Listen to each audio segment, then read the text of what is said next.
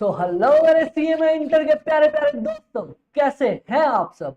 All good. I hope सब कुछ बहुत बहुत बहुत अच्छा चल रहा होगा। हाँ हाँ अमित भाई, अपन तो अच्छे चल रहे हैं। आप ये बताओ, आप कौन हो और इधर ही क्या कर रहे हो? डोंट वरी, अपने पास अच्छा खासा टाइम है, एक दूसरे को समझते हैं ना, उसके बाद अपन आगे बढ़ेंगे। ठीक है अमित भाई, चलो बताओ आप कौन हो। आ जाओ, एक एक करके स्टार्ट करते हैं, पहले धीरे धीरे अपनी कॉन्वर्सेशन।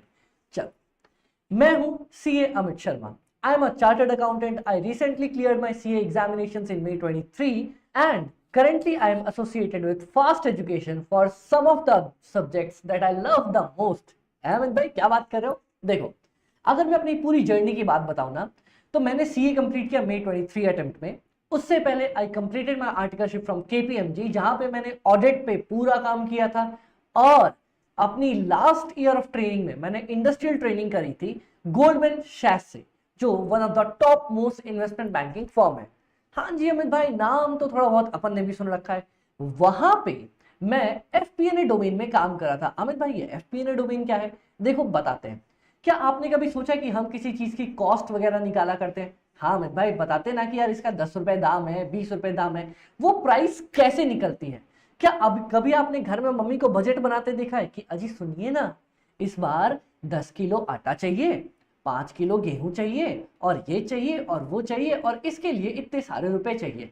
हाँ अमित भाई, बजट बनाते तो देखा है। आपको क्या लगता है, बड़ी बड़ी कंपनीज में जब कोई भी सामान खरीदना होता है, कोई एसेट्स लेने होते हैं, कोई भी चीज में इन्वेस्टमेंट करनी होती है, तो बजट बनता होगा। एग्जैक्टली अमित भाई।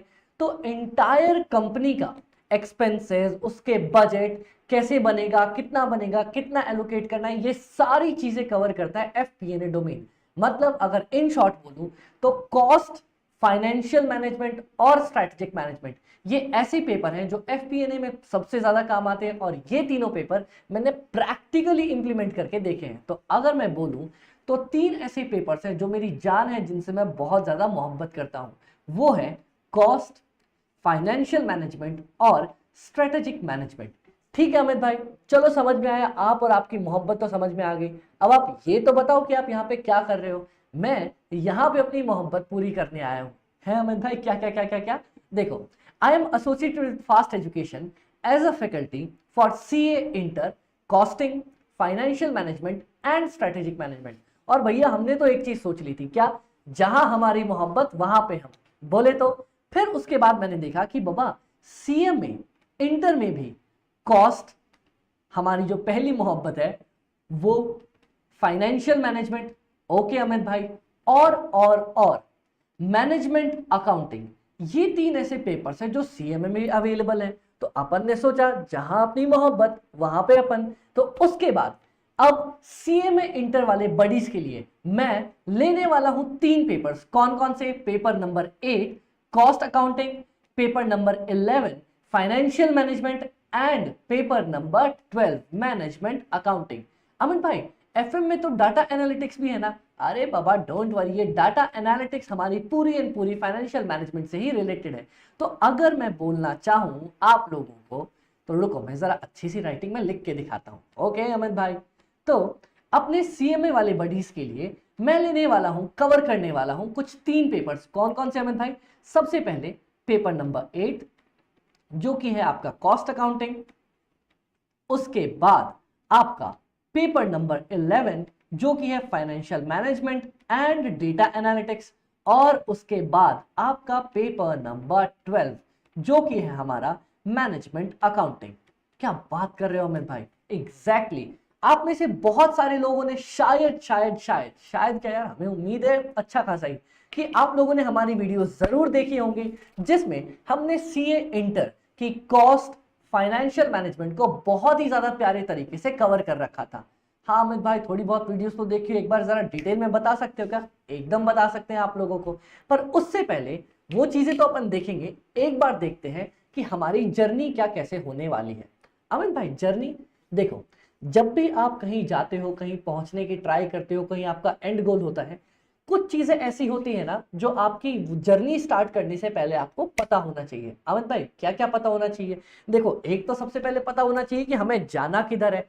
अरे ऑब्वियस है ना बाबा, जहां पे आपको एंड पहुंचना है रास्ता तो पता होना चाहिए ना। अगर ना पता होगा तो आप तो पूरे रास्ते कंफ्यूज ही जाओगे, अरे बाबा पहुंचना किधर है, किधर से जाए, किधर को पहुंचे। हाँ जी अमित भाई।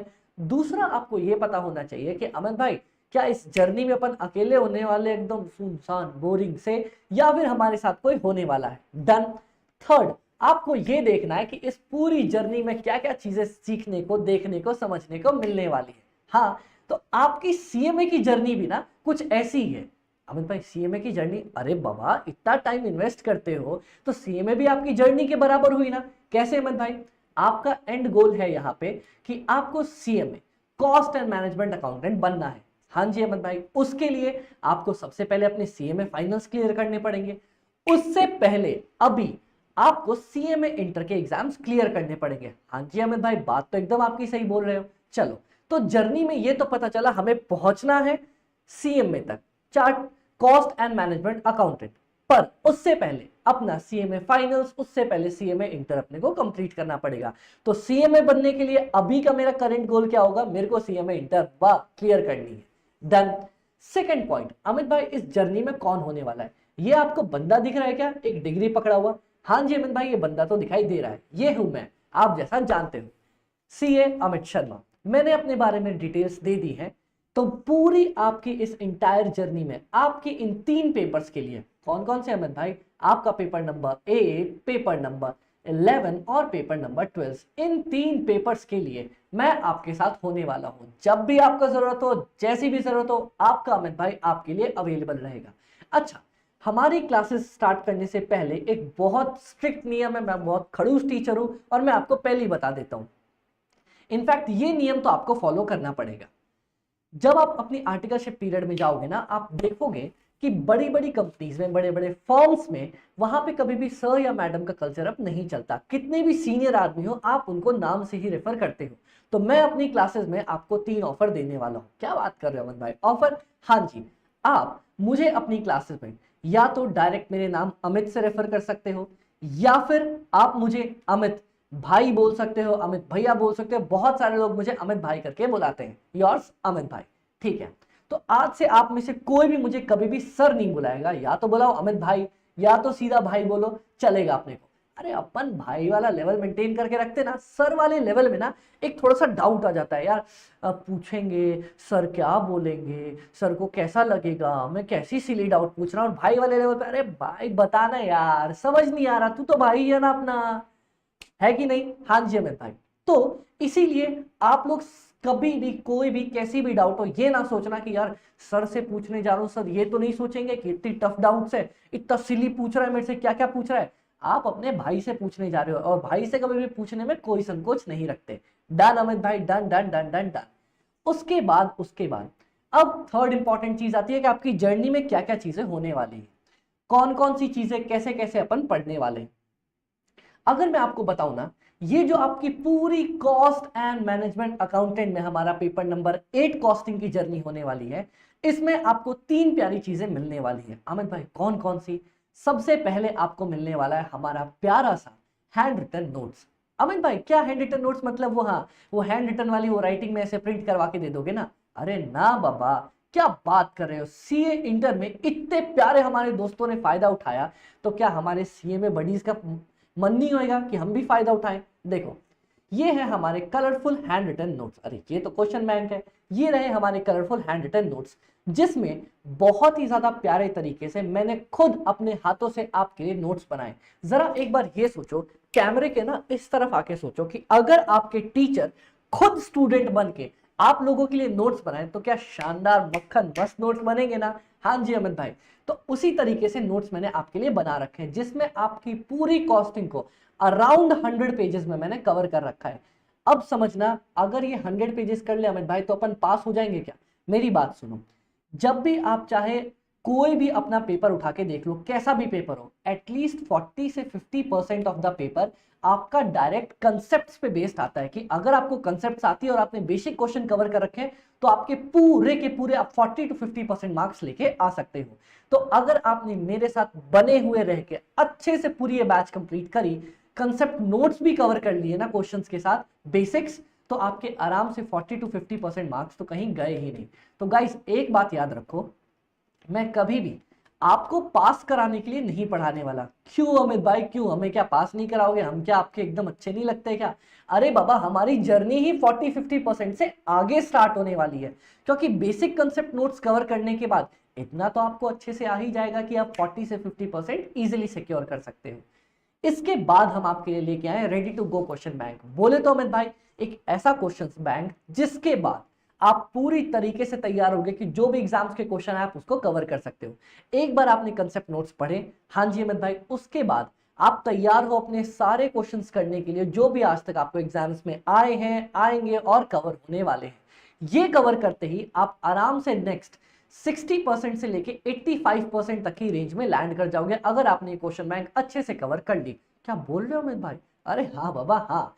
और इसके बाद लास्ट में आपको एक बुक मिलेगी थ्योरी और एमसीक्यू की।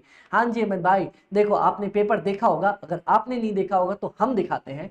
ये है आपका कॉस्टिंग का पेपर, जिसमें स्टार्टिंग में ही सबसे पहले 2-2 नंबर के 15 हमारे पास एमसीक्यूज आते हैं, जो कि पूरा का पूरा हमारा 30 नंबर का मटेरियल कवर कर लेते हैं। तो बाबा, इन एमसीक्यूज के लिए हमने ऑलरेडी आपके लिए एक अलग से एमसीक्यू बुक बनाई है, जो कि बैच स्टार्ट होने के कुछ दिनों के अंदर अंदर आपको अवेलेबल हो जाएगी। ओके अमित भाई। अच्छा अमित भाई, साथ ही साथ आप ये भी बता दो, क्या हमारा फोकस इस एमसीक्यू पे होना चाहिए या 70 नंबर वाले प्रैक्टिकल क्वेश्चंस पे? अगर आपने 70 नंबर वाले प्रैक्टिकल क्वेश्चंस कवर किए ना, ये एमसीक्यूज तो बेसिकली आपके थ्योरी से आधे कवर हो जाएंगे और आधे आपके प्रैक्टिकल पोर्शन से ही कवर हो जाएंगे। देखो मैं आपको दिखाता हूं, जैसे ये थ्योरी, ये आपका प्रैक्टिकल क्वेश्चन आ गया, ये आपका थ्योरी क्वेश्चन आया, फिर उसके बाद ये आपका थ्योरी क्वेश्चन आया, ये आपका प्रैक्टिकल क्वेश्चन आ गया, फिर ये थ्योरी आया जो कि प्रैक्टिकल में कवर होती है, फिर से प्रैक्टिकल का क्वेश्चन आ गया, फिर से प्रैक्टिकल का क्वेश्चन आ गया, उसके बाद फिर से प्रैक्टिकल का क्वेश्चन आ गया, उसके बाद फिर से प्रैक्टिकल का क्वेश्चन आ गया, फिर से प्रैक्टिकल का क्वेश्चन, एक और प्रैक्टिकल का क्वेश्चन। मतलब अगर आप देखना चाहो ना तो 15 क्वेश्चंस में से अराउंड 7 आपको थ्योरी क्वेश्चंस मिलेंगे, 8 आपको प्रैक्टिकल क्वेश्चंस मिलेंगे। तो बाबा, आपका 70 मार्क्स का प्रैक्टिकल नहीं होता, आपका प्रैक्टिकल होता है 17 + 16, 86 मार्क्स का। और डोंट वरी, प्रैक्टिकल और थ्योरी दोनों साथ में कवर करके अपन चलने वाले हैं। ओके अमित भाई, चलो ये भी अपने को समझ में आता है। नेक्स्ट बता दो जरा। किधर गया बाबा, किधर गया? ये रहा। इसके बाद जो थ्योरी एंड एमसीक्यू बुक होगी, वो अगर आपने अच्छे से कवर कर लिया तो गाइस बिलीव मी, 86% से लेके नेक्स्ट यहाँ 50 होना चाहिए बाबा, 86% से लेके आप 100% वाली कैटेगरी में लैंड कर सकते हो। अमित भाई क्या बात कर रहे हो, 100 आए क्या कभी किसी के? ये बताओ, आ नहीं सकते क्या? अगर आपने सब कुछ करेक्टली सॉल्व किया तो 100 देगा नहीं क्या इंस्टीट्यूट? पक्का देगा ना, पक्का, कोई टेंशन की बात नहीं है, 100% मार्क्स देगा। ठीक है अमित भाई, चलो ये भी आपकी बात समझ में आई।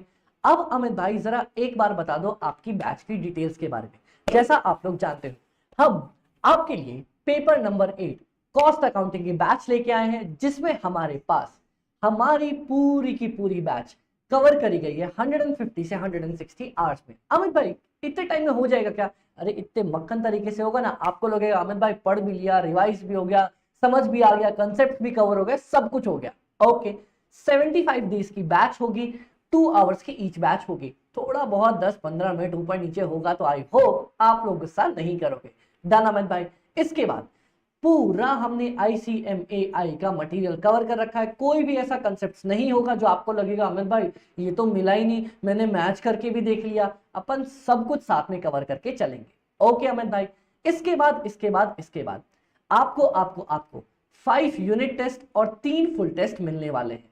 मतलब अमित भाई देखो, मैंने पूरे सिलेबस को ना आपके कुछ पार्ट्स में डिवाइड कर दिया। जैसे मान लो कि अमित भाई अगर आपका पूरा 15 चैप्टर्स का सिलेबस है तो मैंने डिवाइड कर दिया है उसको 1 2 3 4 5 3 करके 5 यूनिट्स के अंदर। पहला यूनिट 3 चैप्टर का, फिर 3 चैप्टर का। तो जैसे जैसे आप यूनिट कंप्लीट करते जाओगे आपको क्वेश्चन पेपर मिल जाएंगे, जिससे आप आराम से टेस्ट अपना दे सकते हो। उसके बाद आंसर शीट भी मिल जाएगी आपको, सजेस्टेड आंसर, तो इवैल्यूएट भी हो पाएगा कि बाबा कैसा सही है कैसा नहीं।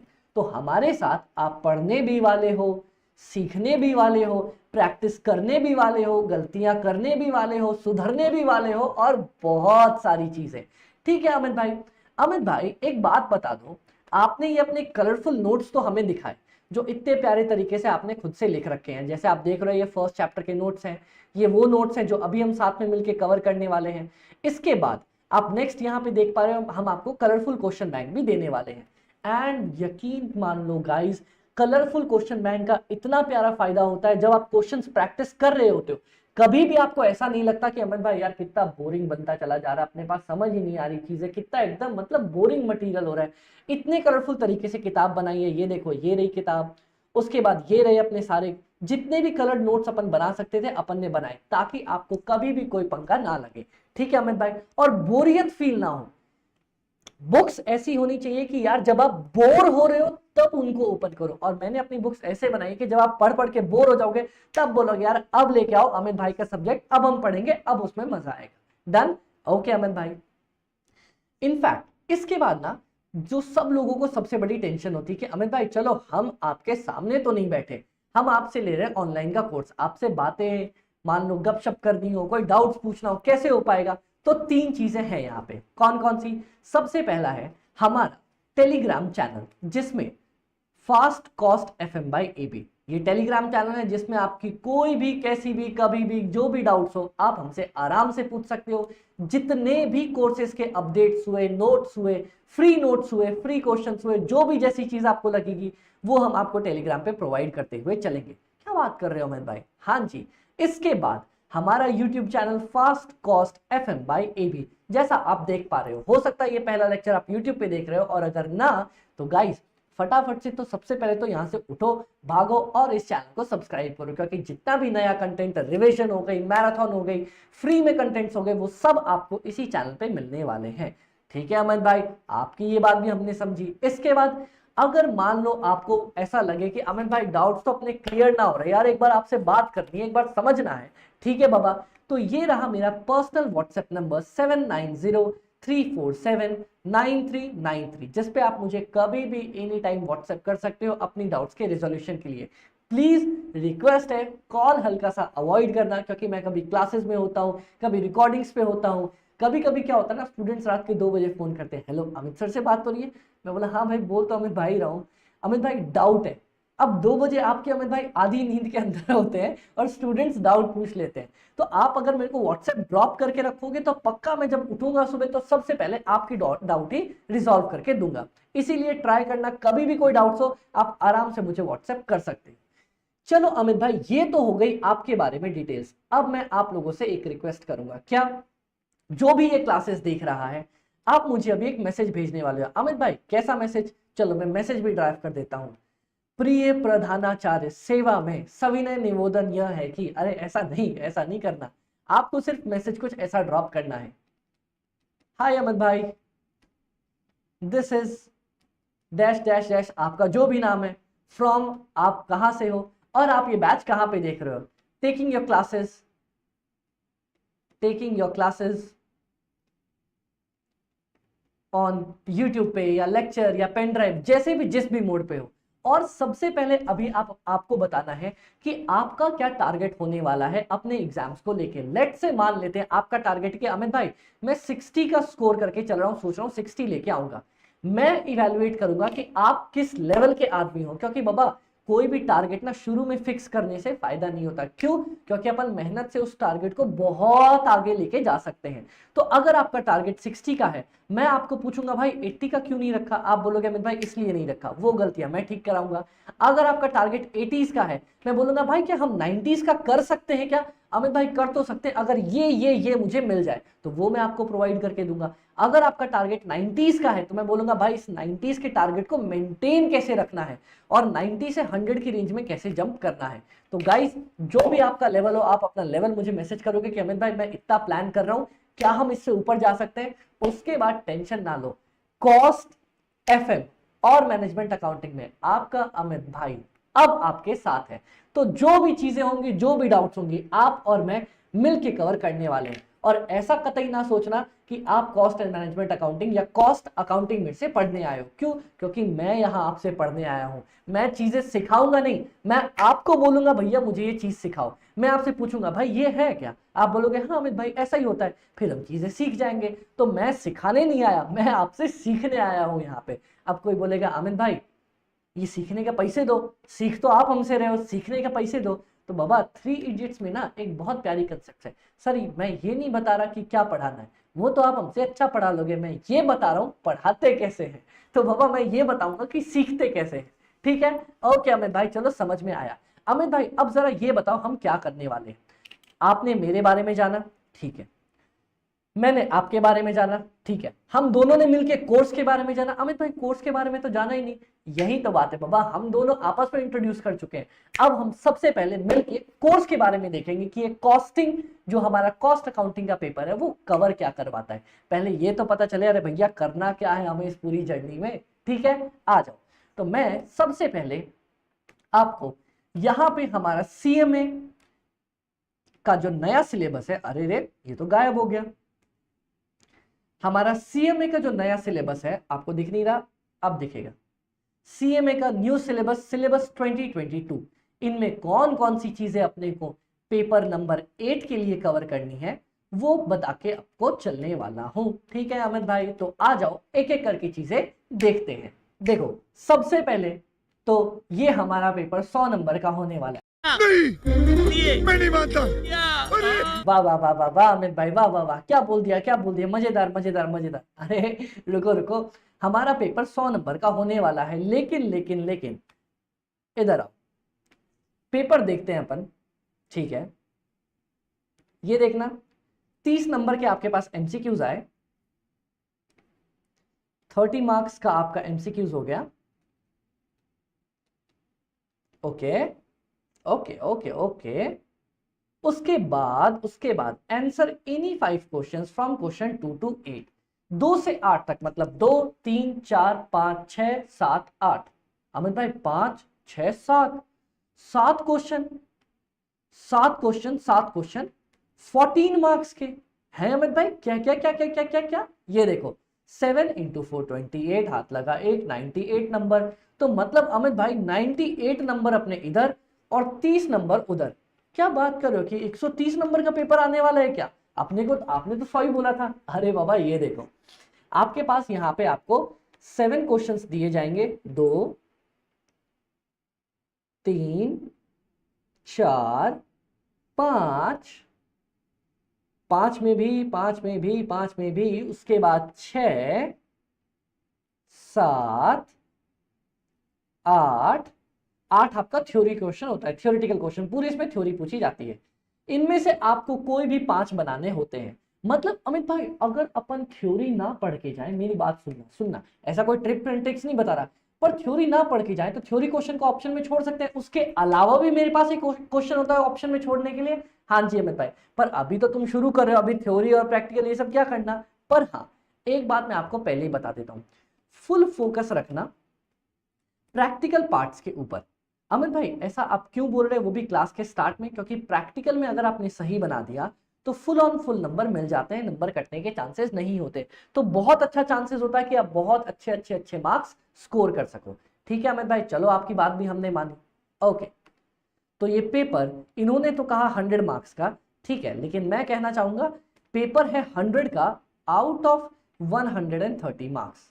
आपको 130 मार्क्स का पेपर मिलता है करने के लिए। चलो अमित भाई आपकी बात मान ली हमने, यहाँ पे इसको जूम कर दूं और 130 लिख दूं।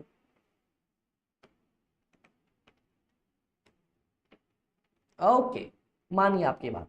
उसके बाद अगर मैं आपको सिलेबस दिखाना चाहूं, सबसे पहला chapter introduction to cost accounting, जिसमें कॉस्ट अकाउंटिंग क्या है वो बताएंगे। मतलब देखो बिल्ली कौन, जो बिल्ली की तरह म्याऊं म्याऊं करती है उसका नाम बिल्ली है। वाह वाह अमित भाई, मतलब मैं बिल्ली की तरह म्याऊं म्याऊं म्याऊं करूं तो मैं बिल्ली? अरे नहीं, हम देखेंगे यहाँ पे, ये मेरा एक वो बोलते हैं ना कॉमन डायलॉग, जिसको तकिया कलाम बोला जाता है, अपन वो यूज करते हैं क्लास में, बहुत सारी कंसेप्ट समझने में आसानी करता है। सेकंड, एक और मैं अपनी क्लास का डायलॉग बता देता हूँ जो मैं मोस्टली यूज करता हूँ, वो ये है कि अंग्रेजों ने अंग्रेजी ऐसी बनाई कि हर एक शब्द ने उसका मतलब छोड़ दिया। बोले तो बहुत सारे ऐसे वर्ड है ना जो वर्ड में उसकी डेफिनेशन होती है, वो भी अपन क्लास के साथ साथ सीख जाएंगे। ठीक है अमित भाई, तो पहला चैप्टर है इंट्रो टू कॉस्ट अकाउंटिंग। मतलब कॉस्ट अकाउंटिंग होती क्या है, इसको अपन शॉर्ट में बोल सकते हैं व्हाट इज कॉस्ट अकाउंटिंग। उसके बाद हमारे पास सेकंड चैप्टर आता है एलिमेंट्स ऑफ द कॉस्ट। बोले तो अमित भाई इधर आओ, मटीरियल, एम्प्लॉय या लेबर, डायरेक्ट एक्सपेंसेस और लास्ट में हमारे पास ओवरहेड्स। भाई बोले तो क्या, ये है क्या, देखो मैं आपको दिखाता हूं। याद करो, आपका कोई भी कभी आपने घर पे क्या कभी दरवाजा बनते हुए देखा है? अमित भाई अपन तो सारे दरवाजे खरीद के ही लेके आते हैं, अपन के पास तो बहुत एकदम अंधा पैसा है। ठीक है, कोई भी कभी कोई चीज बनते हुए देखी है? हाँ जी अमित भाई, बनते हुए तो देखी होगी ना अपन ने। Okay okay okay okay okay, मान लो आपने डोर को बनते हुए देखा अपने घर में। ठीक है, क्या डोर बनाने के लिए आपको सबसे पहले वुड खरीद के लेके आनी पड़ती है, लकड़ियां? हाँ जी अमित भाई, अपने को लकड़ियां खरीद के लेके आनी पड़ती है ना। फिर उसके बाद एक लेबर होता है जो आरी चला के घस घस के आपके लिए डोर बना के देता है। हाँ अमित भाई, वो लेबर होता है ना जो मेहनत करता है, अपनी मजदूरी लगाता है।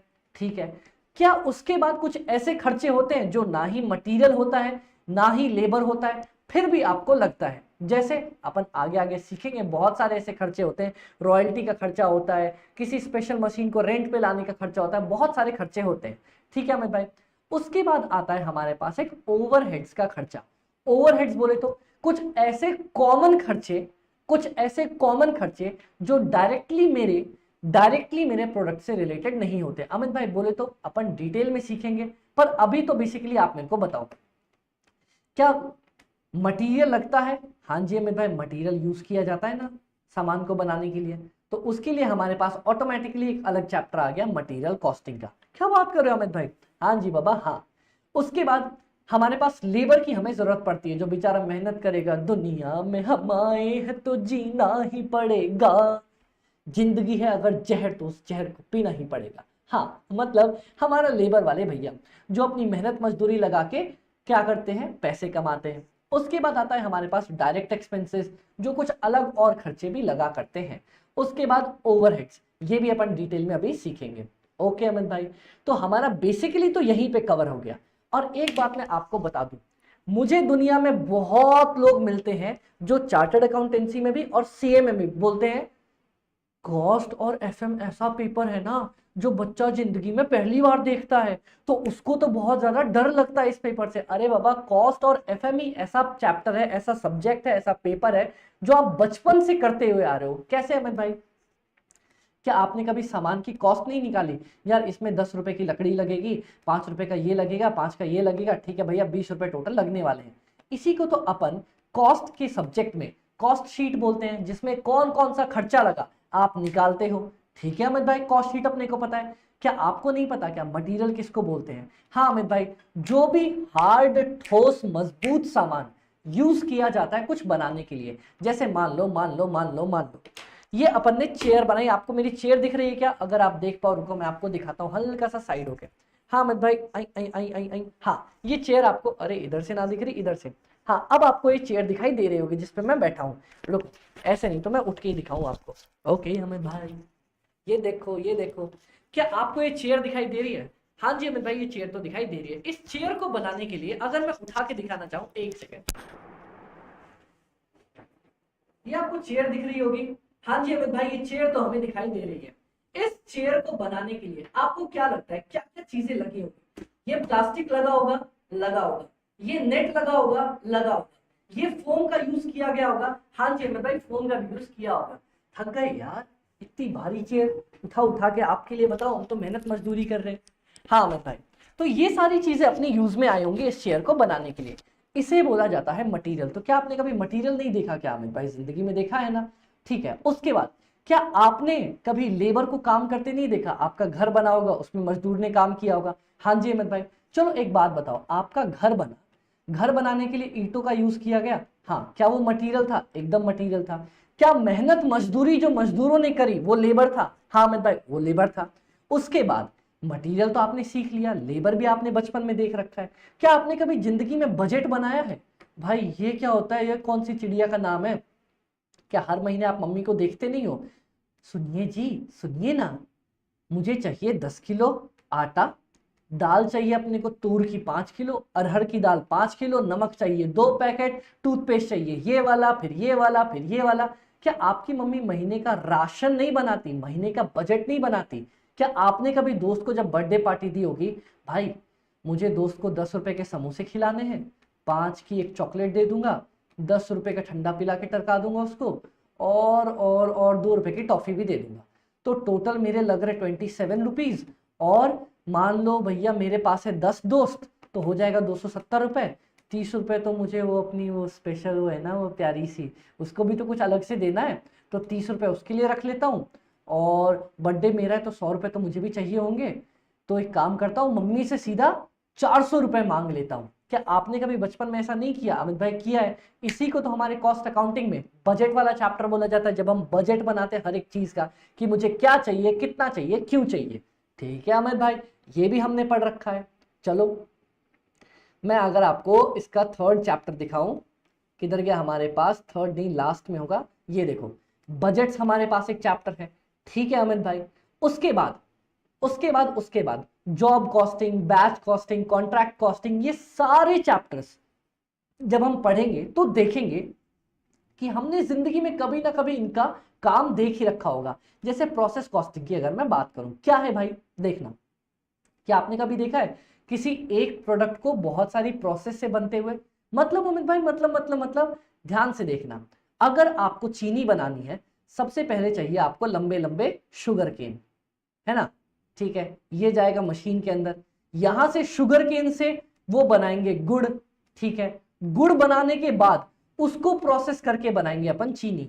तो कोई एक प्रोडक्ट जब बहुत सारी प्रोसेस से होके गुजरता है तब अपन प्रोसेस कॉस्टिंग का यूज करते हैं। क्यों? क्योंकि भैया यहां तक का कितना खर्चा लगा, मान लो 5 रुपए, फिर यहां तक बनाने में कितना लगा, मान लो 4 रुपए, और फिर लास्ट में अपने को कितना लगा, 3 रुपए, और तो टोटल मुझे 12 रुपए लग गए। डायरेक्ट ऐसे पता नहीं चलता, एक एक करके मुझे पता चला कि मुझे टोटल 12 रुपए लगे हैं। ठीक है अमित भाई, ये भी थोड़ा बहुत आता है। अब इन सब चीजों को अगर हम कवर करते चलेंगे तो हमारा पूरा कॉस्ट अकाउंटिंग कवर हो जाएगा। तो सबसे पहले देखना, आपने पढ़ा यहाँ पे एलिमेंट्स ऑफ द कॉस्ट। इसके बाद कॉस्ट बुक कीपिंग में हमारे पास कैसे हम बुक्स मेंटेन करते हैं ना, वो सीखेंगे। ठीक है अमित भाई, कॉस्ट अकाउंटिंग के स्टैंडर्ड्स है, जैसे अकाउंटिंग में स्टैंडर्ड्स होते हैं ना, अकाउंटिंग स्टैंडर्ड्स, ऑडिट में होते हैं ऑडिटिंग स्टैंडर्ड्स, वैसे कॉस्ट को कवर करने के लिए भी कुछ कॉस्ट के स्टैंडर्ड्स बनाए कि भैया आपको कॉस्ट अगर प्रॉपर तरीके से रिकॉर्ड करनी है तो इनका फॉलो करना पड़ेगा, जिसको बोलते हैं नियम, कायदे, कानून हर जगह घुसे पड़े हैं। ठीक है, उसके बाद methods of costing upon cover करेंगे, कॉस्टिंग की टेक्निक्स यूज करेंगे, स्टैंडर्ड कॉस्टिंग या मार्जिनल कॉस्टिंग, और लास्ट में बजट पढ़ के पूरा सिलेबस अपन खत्म कर देंगे, जिसमें मुझे अराउंड 75 क्लासेस लगेंगी, 150 घंटे का अपना प्यारा सा बैच होगा। ठीक है अमित भाई, ये अपन ने पूरा सीख लिया। तो ये है आपका 100 मार्क्स का पूरा पेपर।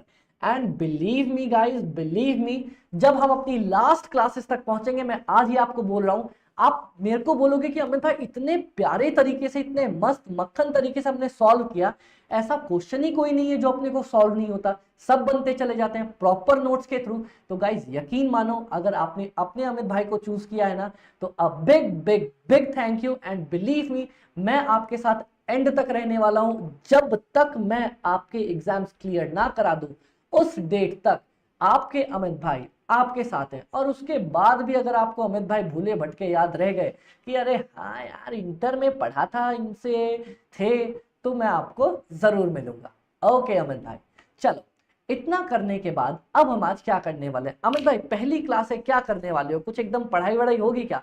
ना बाबा ना, हम पढ़ाई पे यकीन ही ना करते।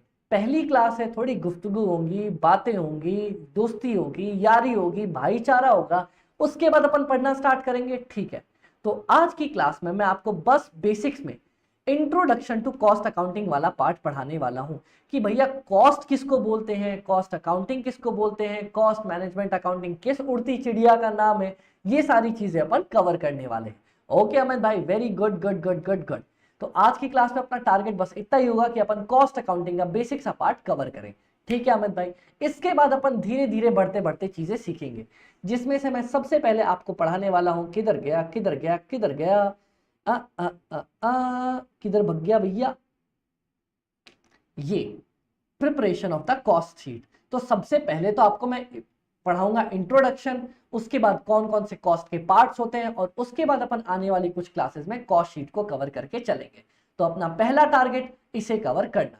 तो स्टार्ट कर सकते हैं क्या? हाँ जी अमित भाई, अपन स्टार्ट कर सकते हैं। एक बात और गाइस, कुछ मैं आपको इंपॉर्टेंट अपनी क्लास के बारे में बताना चाहूंगा कि मैंने कलरफुल नोट्स अपनी तरीके से प्रिपेयर किए हैं, जिसमें पूरे 100 पेजेस के अंदर मैंने कॉस्टिंग कवर करी है। तो एक बात याद रखना, जो भी आप और मैं आज की क्लास में पढ़ेंगे, कल की क्लास स्टार्ट करने से पहले आप एक बार उसे पढ़ के आओगे। अगर मान लो मैंने कोई होमवर्क क्वेश्चन दिया है तो एक बार आप उसको लिख के जरूर आओगे। इससे क्या होगा, मैं सबसे पहले पिछली क्लास में जो आपको पढ़ाया था वो तो रिवाइज करवाऊंगा ही, तो आपका भी माइंड ब्रश अप रहेगा। और ऐसा होगा कि ये बैच तो 3 महीने तक चलने वाली है ना, तो चीजें आप जाके भूल नहीं जाओगे। आप भूल नहीं जाओगे कि अमित भाई अरे पहले में क्या पढ़ा था ये तो याद ही नहीं है। जैसे जैसे चीजें ब्रश अप करते रहोगे वैसे वैसे आपको याद रहती रहेंगी और बहुत मजा आएगा, क्योंकि पूरा कॉस्ट को मैं ऐसा इंटरलिंक एक से एक से एक से एक से एक ऐसे करके पढ़ाऊंगा कि लास्ट तक पहुंचते पहुंचते लगेगा आपको अमित भाई ये तो सारी सीरीज अपने को आती है। और अगर ये कॉन्फिडेंस आ जाए ना, तो मेरी क्लास का एक ही मोटो होता है, क्या, अगर खुशी से पेपर देके आओगे तो मार्क्स तो आपके झक मार के पीछे आने वाले हैं। डन अमित भाई, मान लिया आपकी बात। तो चलो गाइस, अब हम आप और मैं मिलके स्टार्ट करते हैं सबसे पहला वाला हमारा चैप्टर, जो कि है introduction to cost and management accounting. Start कर सकते हैं? ओके अमित भाई, मिलके अपन स्टार्ट करते हैं। अब सबसे पहला टॉपिक हमारे पास आ रहा है cost, costing, management accounting, cost management. भाई ये है क्या, कौन सी उड़ती चिड़िया का नाम है? देखो, कॉस्ट अकाउंटिंग या कॉस्ट एंड मैनेजमेंट अकाउंटिंग में ना हमारे पास कुछ चीजें अलग अलग करके आती हैं। सबसे पहले तो आपको दिखाई देगा कॉस्ट किसको बोलते हैं। भैया किसी भी चीज का दाम, प्राइस, कॉस्ट होता क्या है? तो देखना, आप लोग आज तक ये समझते आए होंगे अमित भाई जितना अपनी जेब से निकल गया वो उसका खर्चा। मतलब अगर मान लो जैसे मैंने ये पानी की बोतल खरीदी, अब उठाइए तो पानी पी लेने दो, 1 मिनट मेरे को।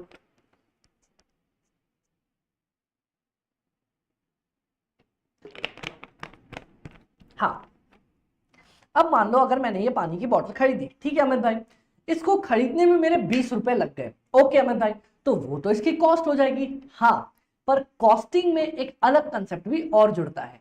एक्चुअल जो आपने खर्चा किया वो तो समझ में आ गया, पर इसके साथ नॉशनल एक्सपेंडिचर जो आपने इनकर किया है जो स्पेसिफिक प्रोडक्ट के लिए, उसको बोला करेंगे अपन क्या, कॉस्ट। अमित भाई ये नॉशनल क्या वर्ड हुआ, ऐसा अजीब सा, हमने तो सुना ही ना।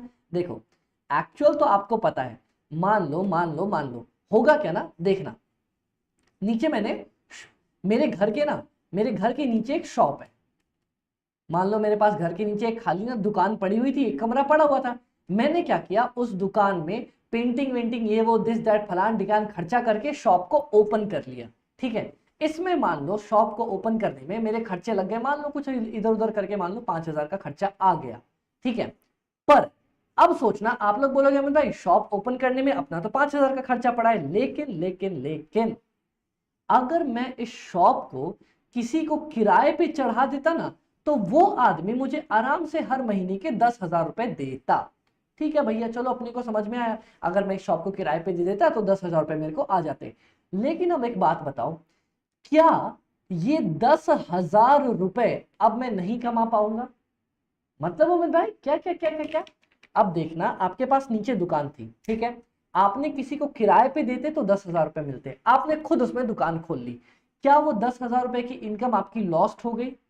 अब आप में से कोई बोलेगा अमित भाई पर अगर मान लो मैं दुकान खोलता, दुकान मैं नहीं खोलता, मैं दुकान कहीं और खोलता, तब भी तो मुझे 10,000 रुपए देने पड़ते। तो वही तो मैं तुमसे कहना चाह रहा हूं, अगर तुम यहां दुकान नहीं खोलते कहीं और खोलते तो तब भी तो तुम्हारा 10,000 का खर्चा जाता। हाँ, तब मेरे को 10,000 का खर्चा पे करना पड़ता, और यहां मेरी 10,000 की इनकम लॉस्ट हो गई, जिसको अपन जनरली आपने कभी सुना होगा इकोनॉमिक्स में अपॉर्चुनिटी कॉस्ट भी बोलते हैं।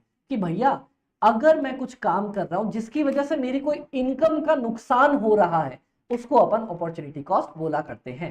ठीक है अमित भाई, तो कॉस्ट में आज के बाद हमेशा याद रखना, क्या अमित भाई, जितना आपकी जेब से जाए, फिर से सुनना और मेरे साथ साथ बोलना। देखो ये डेफिनेशंस कहीं लिखी नहीं होती, पर पूरा कॉस्ट में आपको ऐसे पढ़ाऊंगा जैसे मैं, अपन क्या करते हैं वो किसी गांव वाले को नहीं समझाते, अरे भैया आपको मालूम है का भैया, अरे आपको मालूम है कॉस्ट किसको कहते हैं? तो जब हम बेसिक किसी नॉर्मल ऐसे आदमी को समझाए ना जिसको कुछ भी नहीं आता, तब जाके हम आसान से चीजें समझ सकते हैं। आप पढ़ना ऐसे जैसे आपको किसी ऐसे आदमी को पढ़ाना है जिसने कभी कॉस्ट ही नहीं पढ़ रखा। इस हिसाब से पढ़ोगे तो हमेशा मक्खन चीजें जाया करेंगी। देखो मैंने क्या बोला आपको, सबसे पहले कॉस्ट अपन पढ़ने वाले हैं। कॉस्ट में दो चीजें आती हैं, एक क्या, जो आपका एक्चुअल खर्चा आपकी जेब से निकल गया, लग गया, मतलब भैया 10 रुपए दे दिए या देने हैं मेरे को, और दूसरा जिसको अपन बोलते हैं अपॉर्चुनिटी कॉस्ट, या मैं जिसको बोला करता हूं नॉशनल कॉस्ट, या मैं जिसको बोला करता हूं मेरी इनकम जो मैंने खो दी, गंवा दी, लॉस्ट कर दिया, नुकसान हो गया। इन दोनों को मिला के अपन बोला करते हैं कॉस्ट। तो आज के बाद कभी भी तुम कॉस्ट को अकेला एक्चुअल खर्चा नहीं बोलोगे, इसके साथ साथ बोलोगे अपॉर्चुनिटी कॉस्ट या नॉमिनल कॉस्ट। समझ में आ गया? हाँ जी अमित भाई। तो कॉस्ट का मतलब जितना मेरी जेब से गया और जितना मेरी इनकम का नुकसान हो गया। Done done. चलो कॉस्ट तो मैंने तुम्हें बताया। अब सोचो कॉस्टिंग किसको कहते हैं? जो आपका सब्जेक्ट है कॉस्ट अकाउंटिंग या कॉस्टिंग, बता दो आप लोग मुझे कॉस्टिंग किसको कहते हैं। देखते हैं जरा मुझे कौन बता पाएगा। आप लोग एक बार ट्राई करो और यकीन मानना लास्ट डे तक, आज से लेके लास्ट के डे तक मैं आपको सिर्फ कॉस्टिंग इस तरीके से पढ़ाऊंगा कि जैसे बाबा आपने सब कुछ पढ़ ही रखा हो, ठीक है। और आसानी से मैं ये सोचूंगा कि कॉस्टिंग तो हम बचपन से सीखते आए हैं, तो मेरा काम क्या होगा, बस उन चीजों को इकट्ठा करके आपके दिमाग में डालना कि अरे हाँ इधर पढ़ा था, अरे हाँ इधर पढ़ा था, उन चीजों को बस कंबाइन करके डालना। ठीक है बाबा, ठीक है। चलो बता दो आप लोग कॉस्टिंग किसको कहते हैं। क्या अभी मैंने कॉस्ट सीखा था? कॉस्ट का मतलब क्या, मतलब कॉस्ट का मतलब या तो मेरा एक्चुअल खर्चा, हाँ जी अमित भाई, या फिर मेरा नॉशनल खर्चा, मतलब जो हुआ नहीं हो सकता था, हाँ जी अमित भाई। अब कॉस्टिंग का मतलब होता है हर वो मेथड, हर वो टेक्निक, हर वो क्या बोल सकते हो उसको, ट्रिक्स, जिसकी मदद से we can find out total cost incurred. मतलब भैया आप अगर किसी भी तरीके से ये पता कर पाओ ना कि भैया मेरा टोटल खर्चा कितना लग गया, उस तरीके को, उस मेथड को, उस ट्रिप्स को, उस टिप्स को, उस ट्रिक्स को, उस टेक्निक्स को हम बोला करते हैं कॉस्टिंग। तो कॉस्ट मतलब मेरा कितना खर्चा लगा और कितना लग सकता था, नॉशनल। और कॉस्टिंग मतलब हर वो tips and tricks and techniques जिसकी मदद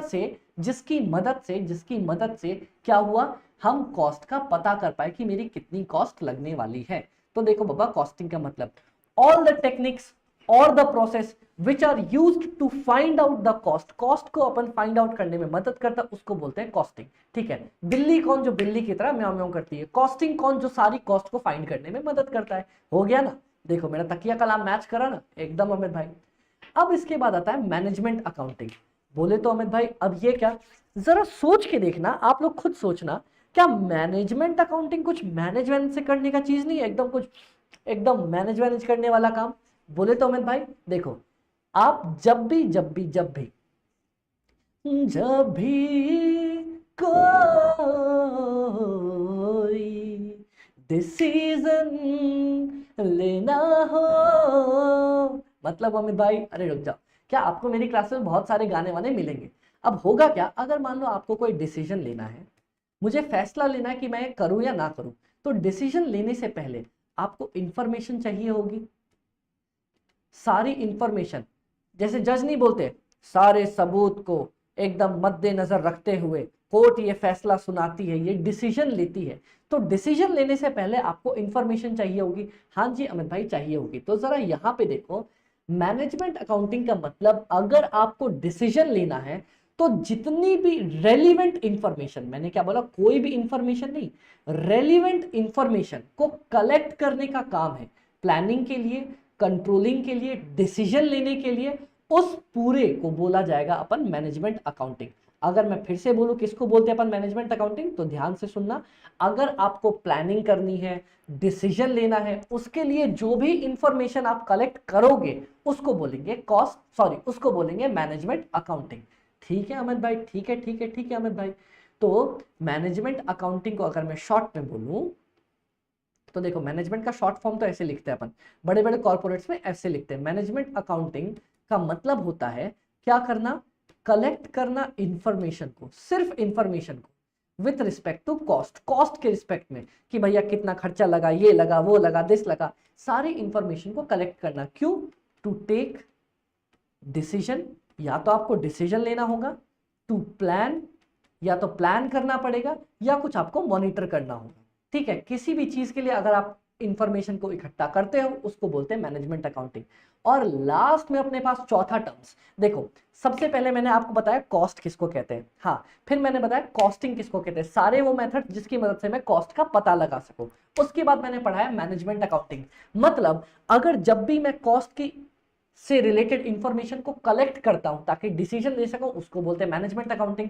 और लास्ट में कॉस्ट मैनेजमेंट बोलते हैं जब भी आप ये जमा की गई कलेक्टेड इंफॉर्मेशन के बेसिस पे फाइनली आप डिसीजन लेते हो, फाइनली डिसीजन ले लेते हो।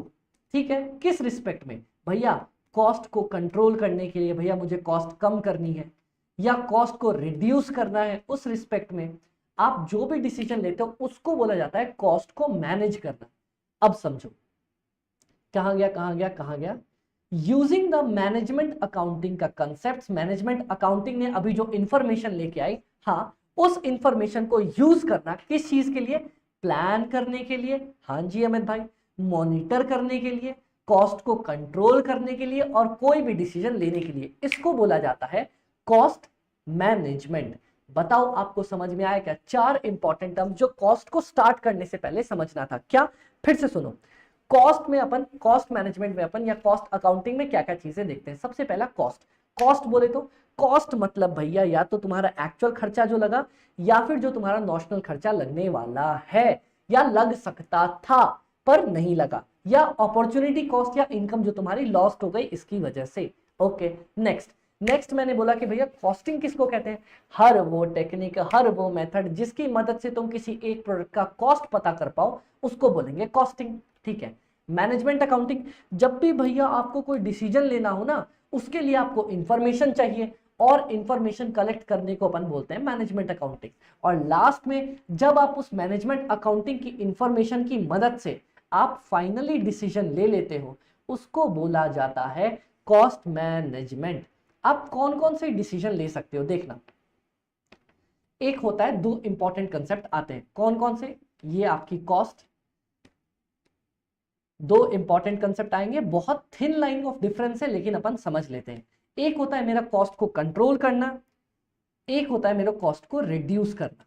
अमित भाई दोनों तो एक ही है ना, लगते एक जैसे हैं, है अलग अलग। क्या? देखो, कॉस्ट को कंट्रोल करना, अगर मैं टेम्पररी पर्पस के लिए कॉस्ट को कम करना चाहूं, बोले तो अमित भाई, अब जैसे मान लो क्या हुआ ना, मैं देख रहा था कि यार मुझे 100 रुपए में बना के देना है, ठीक है, अब मैं देख रहा हूँ भाई नहीं यार ऐसे करूंगा तो क्या हो जाएगा, कॉस्ट मेरी 110 120 रुपए आ जाएगी। तो मैंने क्या किया, मैंने घटिया मटेरियल यूज किया, मान लो किसी को छोड़ दिया, कुछ अच्छे ढंग से काम नहीं किया, कुछ ऐसा किया जिससे टेम्पररी टाइम के लिए मेरी कॉस्ट कम हो जाए, उसको बोला जाता है कॉस्ट कंट्रोल करना। सिंपल डेफिनेशन इतना ही है, जब भी आप टेम्पररी टाइम पीरियड के लिए कॉस्ट को कम करना चाह रहे हो उसको बोलते हैं कॉस्ट को कंट्रोल करना। और जब आप परमानेंट बेसिस पे कॉस्ट को कम करना चाह रहे हो, आप बोल रहे हो कि नहीं भैया अब तो क्या मैं अपना प्रोडक्ट को 20 रुपए में ही बेचना चाहता हूं तो मुझे कॉस्ट तो कैसे भी 15 रुपए रखनी पड़ेगी। तो अब आप उसके लिए आपने क्या किया, आपने किया रिसर्च कि भैया क्या मार्केट में ऐसा कोई सप्लायर है जो मेरे को कम दाम पे दे सकता है, या फिर ऐसा हो सकता है कि क्या मैं खुद बनाने लग जाऊं जिससे मुझे कॉस्ट कम लगे। फिर आपने किया और प्लानिंग, क्या कोई मुझे लेबर कम रेट पे दे सकता है, क्या कोई ऐसा मटेरियल है जिसकी जरूरत ही नहीं है और मैं बेमतलब यूज किए जा रहा हूं। हाँ जी मित भाई, तो ये सारी चीजें देखने के बाद, ये सारी चीजें रिसर्च एनालिसिस करने के बाद जब आपने अपनी कॉस्ट को कम किया उसको बोला जाता है कॉस्ट का रिडक्शन, मतलब परमानेंट रिडक्शन। अगर आप परमानेंटली कम करना चाह रहे हो तो रिडक्शन, टेम्पररी बेसिस पे करना चाह रहे हो तो कॉस्ट का कंट्रोल। समझ में आया? हाँ जी अमित भाई, आप जाके समझ में आ गया। तो अपन ने 4-5 टर्म्स समझे और उनको इन डिटेल में कवर कर लिया। अमित भाई ये डेफिनेशन कभी लिखने आएगी क्या? कोई कभी भी लिखने नहीं आएगी, लेकिन कॉस्ट स्टार्ट करने से पहले आपको कॉस्ट के बेसिक्स के बारे में पता होना चाहिए। ओके अमित भाई, अब देखो हम कॉस्ट अकाउंटिंग का या कॉस्ट मैनेजमेंट का ना यूज क्यों करते हैं। सबसे पहले याद करो, क्या अपन ये नहीं पता करते भैया मेरी कॉस्ट कितनी लगी? उस मेथड्स को बोला जाता है कॉस्टिंग। हाँ, जैसे मान लो आप एक प्रोडक्ट बना रहे हो, मेरा काम है दरवाजे बना के बेचना। तो भैया मैंने बोला यार मेरे को ना 10 रुपए की लकड़ी का यूज होता है, मटेरियल में 10 रुपए की वुड का यूज होता है, ठीक है भैया। उसके बाद मुझे ना लेबर लगता है, जो मेरा एक लेबर 1 घंटे में दरवाजा बनाता है और 1 घंटे के मेरे से 100 रुपए लेता है, ठीक है। 10 नहीं, इसको कर देते 1000 रुपए की लकड़ी, 100 रुपए मुझसे वो काम करने के लेता है, ठीक है। और भी छुटपुट छोटा मोटा सामान, कील काटी ये वो फेविकॉल दिस दैट फलान डिगान अदर एक्सपेंसेस भी लगते हैं मुझे, कितने के? मान लो 50 रुपए के, डन। और मैं अपनी दुकान का ओवरहेड्स जो मैं पढ़ाऊंगा आप लोगों को वो इसमें एलोकेट करता हूं, मान लो 50 रुपए का। तो मेरा टोटल खर्चा कितना आ गया अमित भाई? 1000, 1100, 1200 रुपए का टोटल खर्चा आ गया। तो कॉस्टिंग का या कॉस्ट अकाउंटिंग का या कॉस्ट मैनेजमेंट का सबसे इंपॉर्टेंट काम ही यही होता है कि वो मुझे बता के देगा कि भैया मेरी टोटल कॉस्ट कितनी लगने वाली है। सबसे इंपॉर्टेंट काम होता है कि बताओ मेरा कितना कॉस्ट लगने वाला है। अब सोचना, अगर आपको पता चल गया मेरा कॉस्ट 1200 लगने वाला है, आपकी दुकान है, क्या आप सबसे पहले ये सोचोगे कि भैया मुझे कितना प्रॉफिट कमाना है? आप बोलोगे भैया मेरा तो टारगेट है, मुझे कैसे भी करके 20% प्रॉफिट तो कमाना ही पड़ेगा। तो आपने बोला 20% प्रॉफिट, तो आ गया आपका यहाँ पे 240 रुपए, डन। हाँ जी अमित भाई, अरे मेरी राइटिंग इतनी बेकार नहीं है, मेरी राइटिंग बहुत सुंदर है। आप बोलो अमित भाई बेकार राइटिंग ना, ये देखो हमने प्लान किया कि कम से कम मुझे 20% प्रॉफिट तो कमाना ही कमाना पड़ेगा। ओके, तो अपन ने क्या किया, 1200 इंटू 20, 240 रुपए का प्रॉफिट मैंने सेट कर लिया, ठीक है। अब जैसे ही सेट कर लिया, मुझे पता है मेरी सेलिंग प्राइस कितनी हो जाएगी, 1200 रुपए मेरा खर्चा था, 240 में मुझे उसे और प्रॉफिट कमाना है, तो 1440 में मैं उसको बेच सकता हूं। दैट्स इट, बात खत्म। सेकेंड पॉइंट क्या हो जाएगा? पहला पॉइंट मुझे कॉस्ट निकालने में मदद करता है, दूसरा मुझे मेरा प्रॉफिट डिटरमाइन करने में और सेल्स प्राइस डिटरमाइन करने में मदद करता है कि कितना मेरा प्रॉफिट होना चाहिए और कितनी मेरी सेलिंग प्राइस होनी चाहिए, ठीक है अमित भाई। चलो अपने को ये भी पता चल गया। अब नेक्स्ट बताओ, देखो सबसे पहले कॉस्ट का पता करो, हाँ जी अमित भाई अपन ने कॉस्ट पता कर लिया। फिर सेलिंग प्राइस और प्रॉफिट का पता करो, हाँ जी अमित भाई पता कर लिया। इसके बाद वही अपने दो काम, या तो कॉस्ट को मैं कंट्रोल करके चलूंगा या तो कॉस्ट को रिड्यूस करूंगा। मुझे ये देखना भैया छोटे टाइम के लिए करना है या परमानेंट करना है। छोटे टाइम के लिए करना है तो कॉस्ट को कंट्रोल कर लो, परमानेंट करना है तो कॉस्ट को रिड्यूस कर दो। और last but not the least, management को फाइनली कोई भी डिसीजन लेने में मदद करेगा। क्यों अमित भाई? आपको पता चल गया 1200 रुपए की मेरी कॉस्ट है। अब देखो मैं देखूंगा भैया मेरा तो जो कॉम्पिटिटर है ना वो तो भैया 1100 में ही उसका सामान बना ले रहा है, कैसे बना पा रहा है? तो आपको अगर कोई भी डिसीजन लेना होगा कि भैया कैसे हो रहा है, क्या करूं क्या ना करूं, किसी भी डिसीजन को लेने में आपको सबसे पहले कॉस्ट अकाउंटिंग की मदद करके देगा। तो जल्दी से बता दो कौन कौन से 5 काम थे जो ये करके देगा। सबसे पहले तो आपका कॉस्ट ही बता देगा, डिटरमाइन द कॉस्ट। फिर उसके बाद आपको हेल्प करेगा कैलकुलेट करने में आपका सेलिंग प्राइस, आपका प्रॉफिट। एक बार आपने ये कर लिया, आपको मदद करेगा भैया आपको कॉस्ट कंट्रोल करनी है या आपको आपकी कॉस्ट को रिड्यूस करना है, ये कर दो। उसके बाद नेक्स्ट क्या कर पाओगे? फाइनली असिस्ट करेगा, असिस्ट करेगा मैनेजमेंट को किस चीज में? किसी भी प्रकार का डिसीजन लेने में कि भैया ये प्रोडक्ट बनाऊं ना बनाऊं, किसी और से बनवा लूं, क्या मटेरियल लूं क्या ना लूं, किधर करूं, इधर जाऊं उधर जाऊं किधर जाऊं, डन। हाँ अमित भाई, तो ये मेरी बेसिक थ्योरी हुआ करती थी कॉस्ट को लेके, जिसमें मैंने आपको कॉस्ट बता दिया और हम क्यों कॉस्ट का यूज करते हैं, क्यों इतनी इंपॉर्टेंस है इसकी इस चीज के लिए, डन डन। अब मैं आपको एलिमेंट्स ऑफ द कॉस्ट या टाइप्स ऑफ द कॉस्ट पढ़ाने वाला हूं, जिसपे हमारा सेपरेट चैप्टर भी बनता है। इस पे चैप्टर नंबर 2 आएगा, इस पे चैप्टर 3 आएगा, इस पे चैप्टर हमारा 4 आएगा। ओके अमित भाई, सबसे पहले अपन स्टार्ट करेंगे देखना कि बाबा कितनी तरह की मेरे पास कॉस्ट इनकर हो सकती है। तो चलो बाबा अपन इसको एक प्रैक्टिकल एग्जांपल से कवर करने की ट्राई करते हैं। क्या बात कर रहे हो अमित भाई, प्रैक्टिकल एग्जांपल? हमने तो फिजिक्स में ही सुना था। अरे बाबा आप अमित भाई से पढ़ रहे हो, तो अब कोई बोले ना कि प्रैक्टिकल सिर्फ फिजिक्स में होता है, तो उनको बोलना एक बार अमित भाई की क्लास लेके देख, हमने कॉस्टिंग में भी, हमने कॉमर्स में भी, हमने सीएमए में भी प्रैक्टिकल करके देखा है। ठीक है बाबा, आ जाओ आ जाओ आ जाओ आ जाओ आ जाओ। एक सेकंड एक सेकंड एक सेकंड।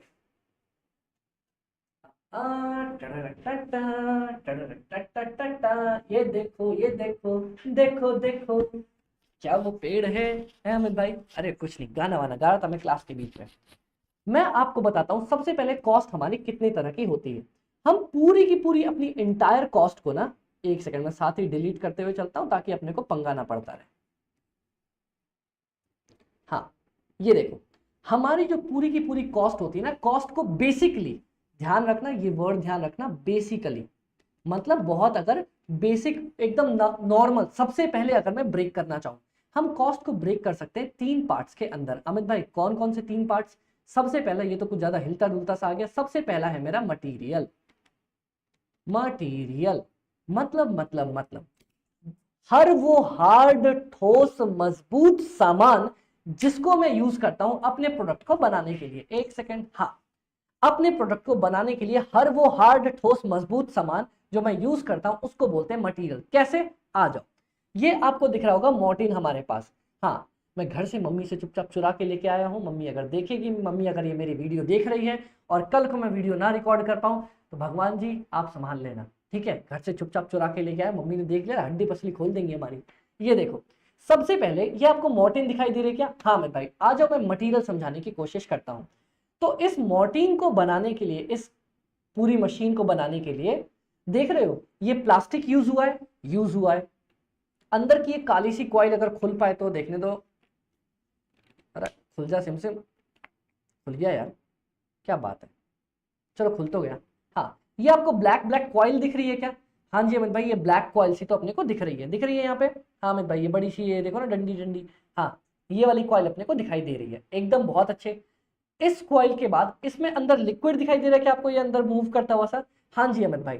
तो एक बात बताओ, एक बात बताओ, क्या हर एक मशीन को बनाने के लिए, हर एक मशीन को बनाने के लिए मुझे ये बाहर की बॉडी प्लास्टिक की, ये अंदर का जो लिक्विड है और ये काला काला पार्ट और प्लस ये दोनों जो हेडिंग्स है इसके, ये लगे होंगे?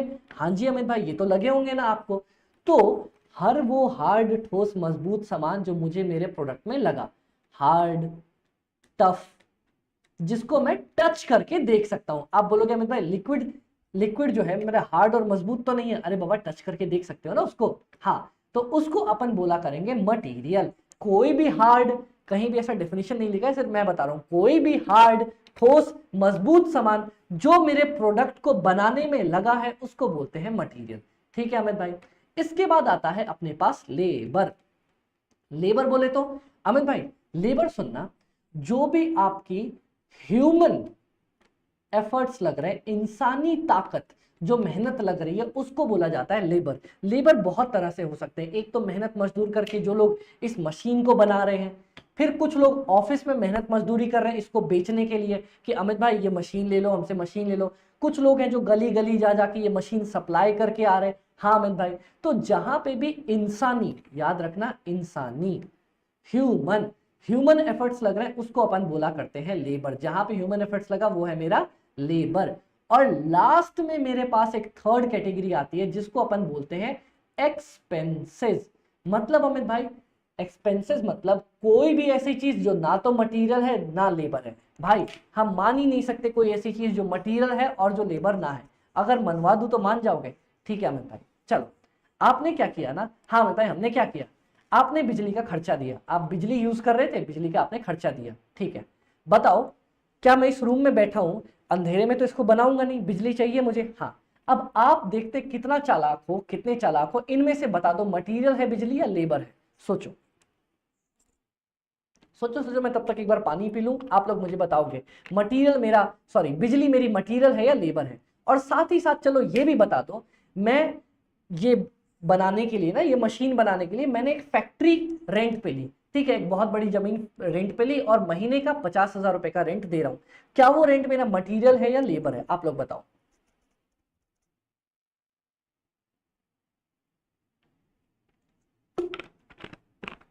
देखते हैं कौन बता पाता है, देखते हैं बाबा, देखते हैं। मेरा मटेरियल है या लेबर है, आप में से कौन बता पाएगा कि मैंने दो चीजें मैंने आपसे पूछी। क्या पूछा? एक तो आप लोग को मेरी क्लास में बहुत अच्छा फायदा मिलेगा, मैं बहुत ज्यादा कलर्स का यूज करता हूँ। मेरे को किसी लोगों ने बोला था ना कि यार जितने जो अपने सीएमए बडीज होते हैं ना, पढ़ पढ़ के उनकी ना मेंटेलिटी ऐसी हो जाती है कि उनको रंग मिलते ही नहीं, जिंदगी में रंग उड़ जाते हैं। तो मैंने प्रॉमिस किया था खुद से कि जब भी पढ़ाऊंगा रंग भर के दूंगा जिंदगी में। ओके अमन भाई आ जाओ, तो बताओ मेरे को फटाफट से, सबसे पहला मैंने जो बिल्डिंग को रेंट पे लिया या फिर मैंने इलेक्ट्रिसिटी ली, वो क्या मेरा मटेरियल है या लेबर है? थर्ड एक और बताना, मान लो मैं ये मशीन बना रहा था ना, मैं कोई लोकल आदमी था, मैं बनाता था मशीन। मैंने क्या बोला गुड नाइट वालों को कि सर सर एक काम करो ना, सर सर सुनो ना। उन्होंने बोला क्या? ये आपका गुड नाइट का जो लोगो है, वो लोगो मुझे मेरी मशीन पे लगाने दो ना, मैं आपको इसके बदले 2 रुपए रॉयल्टी के, 2 रुपए पर मशीन, 2 रुपए पर मशीन मैं आपको रॉयल्टी के दूंगा। अब आप बताओ इनमें से वो मेरा मटेरियल है या लेबर है? जरा सोचो, मैं 2 सेकंड का टाइम देता हूँ। देखते हैं कौन है वो जाबाज खिलाड़ी। आप खुद से पूछना, अगर आप यूट्यूब पे देख रहे हो या कहीं भी देख रहे हो, आप ये एक बार खुद से पूछना मटेरियल है या लेबर है। अमित भाई सुनो ना, मैंने बोला हाँ बोलो ना। रेंट मेरा हार्ड ठोस मजबूत सामान तो है नहीं, इलेक्ट्रिसिटी मेरी हार्ड ठोस मजबूत सामान तो है नहीं, और इनफैक्ट मैं उसको छू के भी नहीं देख सकता। छू के देखोगे तो मजा आ जाएगा, एकदम तरंगे आ जाएंगी शरीर में। और रॉयल्टी जो मैं दे रहा हूं सामने वाले को, वो भी मेरा कोई वो नहीं है हार्ड ठोस मजबूत सामान, तो ये मटेरियल तो नहीं बनेंगे।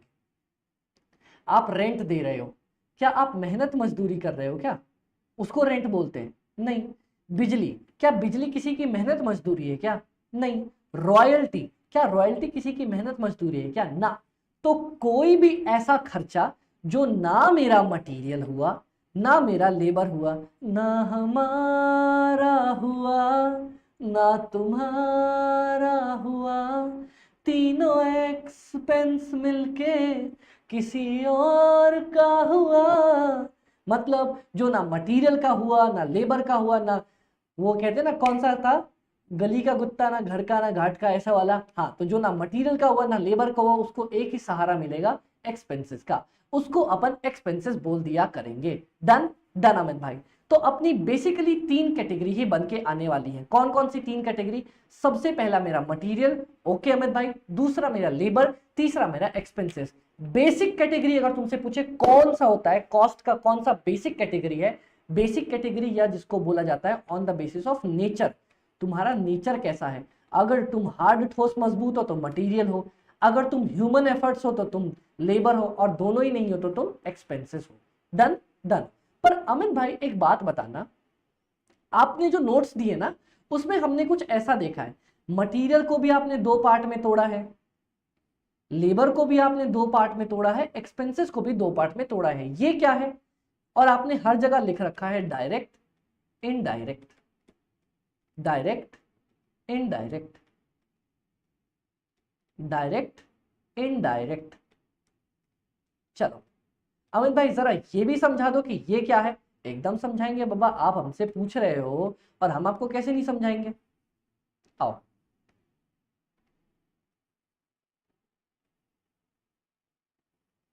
चलो मैं आपको बताता हूं। इसके लिए एग्जाम्पल, रुक जाओ। हमने कहा था ना पूरी प्रैक्टिकल क्लास होने वाली है, सब कुछ समझाऊंगा अच्छे से। ओके अमित। तरारीरा रापजू। क्या कर रहे हो अमित भाई, क्या कर रहे हो? अरे दिखा रहा हूँ दिखा रहा हूँ। दो भैया। टें टें टें। हे भगवान मेरी माँ हमें ना देखे, वरना इसी जूते से पिटाई करेंगे। अमित भाई ये क्या उठा के ले आए? ये हम उठा के ले आए शूज। ये मेरा खुद का शूज है, अभी पहना हुआ था, मैंने सोचा चलो एक्सपेरिमेंट करने के लिए इसको खोल पड़ी कर देते हैं आज। तो गाइस ये आपको शूज दिखाई दे रहा है क्या? हाँ। अब इसकी मदद से मैं आपको डायरेक्ट इनडायरेक्ट सब कुछ समझा के चलता। ओके अमित भाई आ जाओ आ जाओ आ जाओ। देखो डायरेक्ट मटेरियल, हर एक जो हमारे 3 एलिमेंट्स है ना, हाँ, उन तीनों एलिमेंट्स को हम फर्दर 2-2 पार्ट में तोड़ सकते हैं, direct indirect, direct indirect. Direct का मैं आपको एक डेफिनेशन लिखवाता हूँ, एक सेकंड, पहले इस जूते को नीचे कर दूं थोड़ा। हाँ जी अमित भाई, जब काम होगा तब उठाएंगे। डायरेक्ट, इफ, बहुत प्यारा डेफिनेशन है, सुन के मजा आ जाए। If it is directly related to my product है। ये क्या अमित भाई? अब सुनो, बिल्ली कौन, जो बिल्ली की तरह म्याऊं म्याऊं करती है। डायरेक्ट कौन, जो मेरे प्रोडक्ट से डायरेक्टली रिलेटेड है, directly related to my product. Amit भाई इतनी प्यारी डेफिनेशन में हमें समझ में नहीं आया। मतलब पहले एक बार समझ लो, डायरेक्ट मटेरियल जो डायरेक्टली मेरे, वो मटेरियल जो मेरे प्रोडक्ट से डायरेक्टली रिलेटेड होगा। लेबर, डायरेक्ट लेबर मतलब वो लेबर जो मेरे प्रोडक्ट से डायरेक्टली रिलेटेड होगा। एक्सपेंसेस, वो एक्सपेंसेस जो डायरेक्टली मेरे प्रोडक्ट से रिलेटेड होंगे। अमित भाई बहुत अच्छा डेफिनेशन था, मजा आ गया। डांट सुन जाओगे, जरा एक्सप्लेन कर दो। अरे डांटना मत, एक्सप्लेन करता हूं। सोचो समझो, जब भी कोई एक्सपेंस, जब भी कोई एक्सपेंस आपके एक सिंगल यूनिट के साथ, वन यूनिट, क्या बोला मैंने, वन यूनिट ऑफ प्रोडक्ट के साथ आप अटैच कर सको, उसको बोलते हैं डायरेक्ट एक्सपेंस। ये मेरी डेफिनेशन है। अब देखना, if you can attach any expense directly to one unit, directly to one unit, मतलब अमित भाई बताओगे इसको और डिटेल में? हाँ बताएंगे आपको। देखो ये जूता है, हाँ मेरा जूता जापानी, बस है ना। हाँ अब देखना, जब मैं अपने आर्टिकलशिप के टाइम में था ना सीए में, मैंने एक शूज कंपनी में काम किया था। अगर आपको याद हो, कभी सुना हो स्कूल टाइम, एक्शन का स्कूल टाइम। हाँ मैं भाई एक्शन में मैंने काम किया, तो मैंने पूरा जूता एक बनते हुए देखा उस फैक्ट्री के अंदर। तो अब देखो, आप जरा खोल पढ़ी करें। मेरी माँ तो मेरे को देख लेगी तो बोलेगी बेटा ये क्या पढ़ा रहा है तू। एक बात बताओ, चलो ये आपको शूज दिखाई दे रहा है। एक शूज को बनाने के लिए ना, एक शूज को बनाने के लिए किधर गया, क्या उस कंपनी ने, अगर मान लो ये जो भी मेरा साइज है 676 है, इस 6 नंबर के शूज को बनाने के लिए, हाँ जी भाई शूज को जरा मैं इधर रखता हूँ, पहन के रखता हूँ हाथ में। हाँ इस 6 नंबर के शूज को बनाने के लिए क्या कंपनी ने फिक्स कर रखा होगा कि मान लो मुझे आधा मीटर लेदर चाहिए? क्या कंपनी ने ऐसा सोच रखा होगा कि 6 नंबर के जूते के लिए आधा मीटर ही चाहिए? हाँ अब कंपनी ने एक ही 6 नंबर का जूता बनाया तो उसको लगा आधा मीटर। क्या ये जो मेरा दूसरा जूता बनाया होगा, एक सेकंड, हाँ क्या ये जो मेरा दूसरा जूता उन्होंने बनाया होगा उसमें भी आधा मीटर लगा होगा, क्या उसमें 1 मीटर लग गया होगा? भाई आधा ही मीटर लगा होगा ना, जब 6 नंबर का जूता बनाने के लिए आधा मीटर चाहिए तो आधा ही मीटर लगा होगा। ठीक है, एक बात बताओ, कंपनी अगर 6 नंबर के 6000 जूते बना रही है, तब भी क्या एक जूते को बनाने में आधा मीटर ही लेदर लगा होगा? हाँ मैं भाई हाँ, कितनी बार पूछोगे, सही है ना। तो एक बात बताओ, अगर आधे मीटर लेदर का दाम है मान लो फॉर एग्जाम्पल 200 रुपए, तो अगर मैं एक जूता बनाऊं तब भी मुझे 200 रुपए का मटेरियल लगेगा, 2 जूता बनाऊं तब भी 200 रुपए का मटेरियल लगेगा। मतलब मैं मटेरियल को डायरेक्टली लिंक कर सकता हूं कि भैया आधा मीटर से ही मेरा जूता बनने वाला है। ठीक है, अब चलो इस जूते को जरा नीचे रखते हैं। आ गया भैया अपना। एक बात बताओ, एक जूते पे एक ये लेस लगा करती है, आपको लेस दिखाई दे रही है, यहाँ दिखाई देगी, एक जूते पे एक लेस लगा करती है। हाँ जी अमित भाई एक लेस लगा करती है, जरा मैं इसको लगा लूं ना इधर। हाँ तो एक जूते के ऊपर एक ही लेस मेरा लगने वाला है। जी अमित भाई ये भी समझ में आ गया, कंपनी का भी 2 लेस लगा के देगी नहीं। अच्छा और बताना, ये आपको होल्स दिख रहे हैं यहाँ पे, जो जहाँ पे अपन फीते डालते हैं, कई बार यहाँ पे रिबन्स भी अटैच होते हैं, वो गोल गोल चमकीली सी बिंदी अटैच होती है। 1 2 3 4 5 6 7 8, एक जूते में 8 होल्स हैं। तो क्या एक जूते में अपना सिर्फ और सिर्फ 8 रिबन्स ही लगने वाले हैं, वो बिंदियां 8 ही लगेंगी? हाँ जी अमित भाई 8 रिबन्स ही अपने लगने वाले हैं, एकदम सही बोल रहे हो, 8 रिबन्स ही लगने वाले हैं। कभी किसी जूते में 10 लग सकते हैं क्या? नहीं भैया 8 तो 8। तो एक बात बताना, मैंने आपको क्या बताया, देखो लेदर 8 आधा मीटर, ठीक है। उसके बाद मैंने लेसेस बोले, 1 लेस। उसके बाद मान लो मैंने बोला रिबन्स, ठीक है मतलब रिबन्स लग गए कितने, मान लो अपने रिबन्स लग गए यहाँ पे 8, हर जूते पे लगते हैं। क्या मैं इन आधा मीटर को डायरेक्टली ट्रेस कर सकता हूं अपने जूते के साथ कि भैया तुम जितने भी जूते बनाओगे आधा मीटर लेदर लगेगा, एक लेस लगेगा, रिबन लगा करेगा? हाँ जी अमित भाई, तो डायरेक्टली मेरे एक जूते से लिंक कर सकता हूं। लेकिन अब बताना, जूते को चिपकाने के लिए मुझे फेविकॉल या फेविक्विक या गोंद जो भी लगा होगा जिससे उन्होंने जूता चिपकाया होगा। देखो मैं आपको एक बार पूरी प्रोसेस बताता हूं। सबसे पहले ना ये ऊपर की बॉडी बना करती है, फिर ये नीचे का सोल बना करता है, उसके बाद ऊपर की बॉडी और नीचे के सोल को चिपकाया जाता है। ठीक है, अब सोचो जो चिपकाने के लिए मुझे ग्लू का यूज किया गया होगा, क्या मैं फिक्स कर सकता हूं क्या कि भैया 2 बूंद ग्लू चाहिए, 2 बूंद जिंदगी की? क्या मैं ऐसा फिक्स कर सकता हूं क्या? ना अमित भाई, गोंद आप फिक्स नहीं कर सकते। एक बात बताओ, क्या मैं थ्रेड धागा फिक्स कर सकता हूं क्या कि मुझे कितना धागा लगने वाला हुआ इसके? नहीं अमित भाई, धागा भी फिक्स नहीं हो सकता। कितनी बार मुझे सिलाई करनी है, धर धर धर धर धर धर, वो भी फिक्स नहीं हो सकता। हाँ अमित भाई, अब बताओ आपने क्या किया ना, जब जूता बन गया तो फाइनली चेक करने के लिए हथौड़ी से पीट पीट के देख रहे थे। एक हथौड़ी, एक हथौड़ी, निंजा हथौड़ी, अरे वो वाला निंजा हथौड़ी नहीं, एक हथौड़ी। आप हथौड़ी मार मार के देख रहे थे। ठीक है, क्या हथौड़ी हार्ड ठोस मजबूत है? हाँ है। क्या मेरे प्रोडक्ट को बनाने में काम आ रही है? हाँ आ रही है। लेकिन मान लो आपने एक हथौड़ी खरीदी, मान लो मोटा मोटी 500 रुपए में, और उससे बहुत हजारों लाखों जूते टेस्ट करके देखे। क्या ये 500 का 500 रुपए में एक जूते पे डाल दूं क्या? एक हथौड़ी मारी, ले भैया फेंक दिया हथौड़ी, फिर नहीं लेके आऊंगा। क्या मैं 500 पूरे रुपए एक जूते पे डाल दूं? ना अमित भाई। तो मुझे ये भी नहीं पता होता कि एक हथौड़ी से कितने जूते बना सकता हूं। तो क्या मैं उस हथौड़ी के खर्चे को 1 यूनिट एक जूते से जोड़ सकता हूं? ना। तो कुछ खर्चे देखो, ग्लू, उसके बाद हो गया थ्रेड, उसके बाद हो गया हथौड़ी, जिसको अपन शायद हैमर बोलते हैं ना, हैमर ही बोलते हैं ना, हाँ हैमर बोलते होंगे, हैमर। ये खर्चा, क्या इन खर्चे को मैं जोड़ सकता हूं क्या? ये दोनों हार्ड है, ठोस है, मजबूत है, मेरे प्रोडक्ट को बनाने में लग रहे हैं, पर क्या मैं इनको एक यूनिट के साथ जोड़ सकता हूं? ना। तो जिनको एक यूनिट के साथ जोड़ सकता हूं, 1 यूनिट ऑफ द प्रोडक्ट, वो हो जाएंगे मेरे डायरेक्ट खर्चे, और जिनको नहीं जोड़ सकता वो हो जाएंगे मेरे इनडायरेक्ट खर्चे। बताओ किसी को कोई पंगा? अच्छा अमित भाई, अब जाके समझ में आया डायरेक्ट और इनडायरेक्ट क्या होता है। ठीक है, चलो अब सेम चीज मैं तुम्हें लेके चलता हूं तारों के शहर में। अरे तारों के शहर में नहीं, लेबर कॉस्टिंग पे आ जाओ।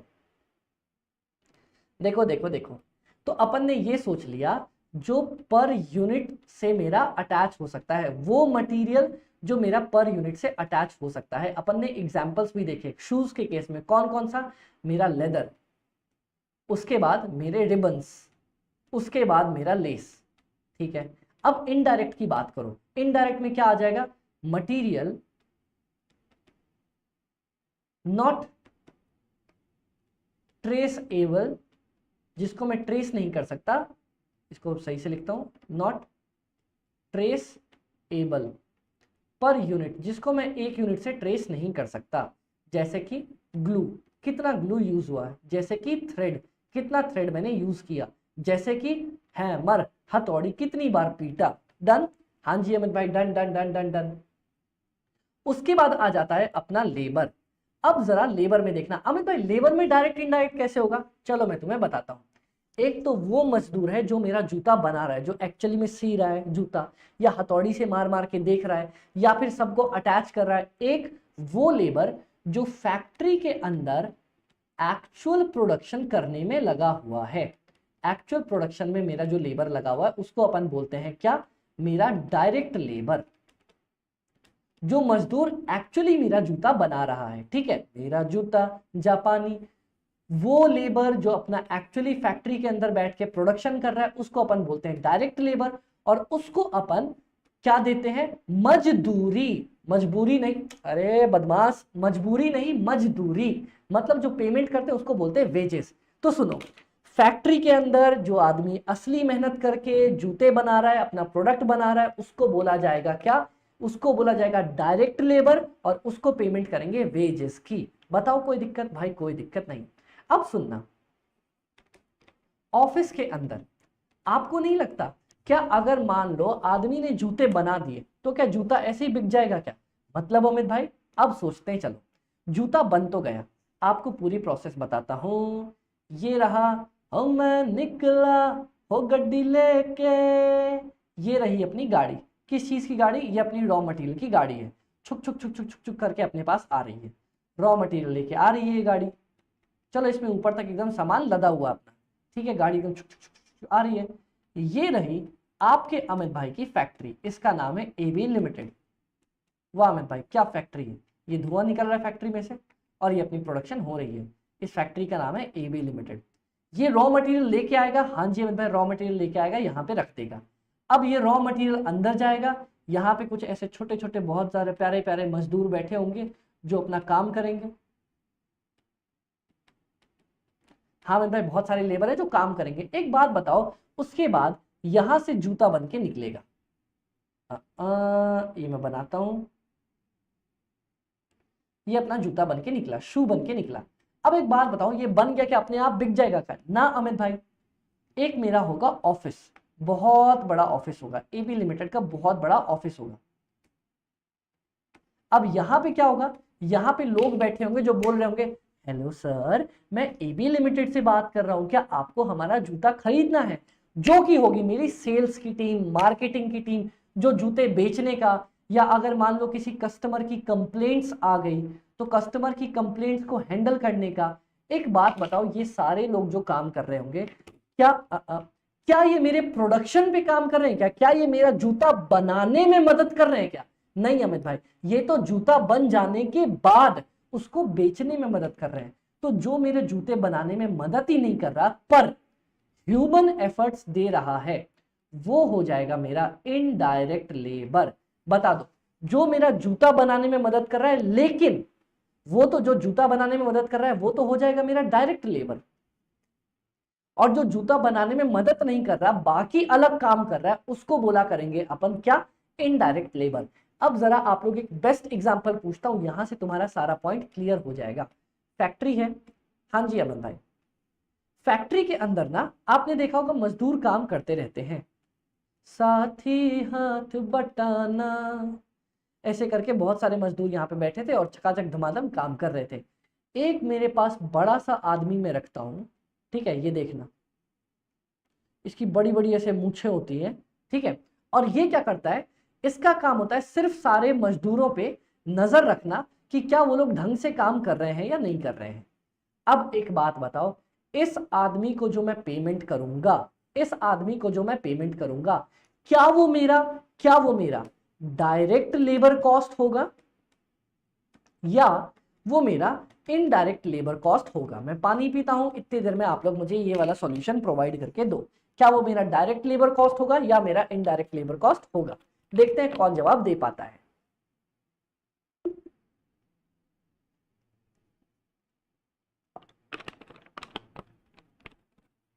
बताओ बताओ बताओ।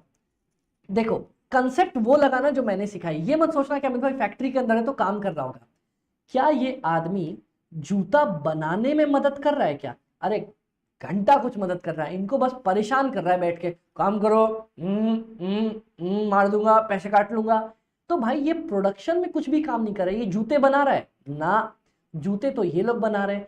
तो इसका भी जो कॉस्ट आएगा, जो मैं इसको पेमेंट करूंगा सैलरी वगैरह की, वो भी मेरा इनडायरेक्ट लेबर कॉस्ट के अंदर आया करेगा। बता दो किसी को कोई दिक्कत? नहीं अमित भाई अब समझ में आ गया।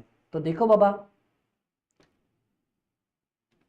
इन्वॉल्व्ड एक्चुअली इन प्रोडक्शन, जो मेरा ह्यूमन लेबर एक्चुअली इन्वॉल्व है प्रोडक्शन में, जो एक्चुअली प्रोडक्शन के अंदर इन्वॉल्व है, उसको क्या बोला करेंगे अपन? Direct labour cost. और दूसरा, नॉट इन्वॉल्व इन प्रोडक्शन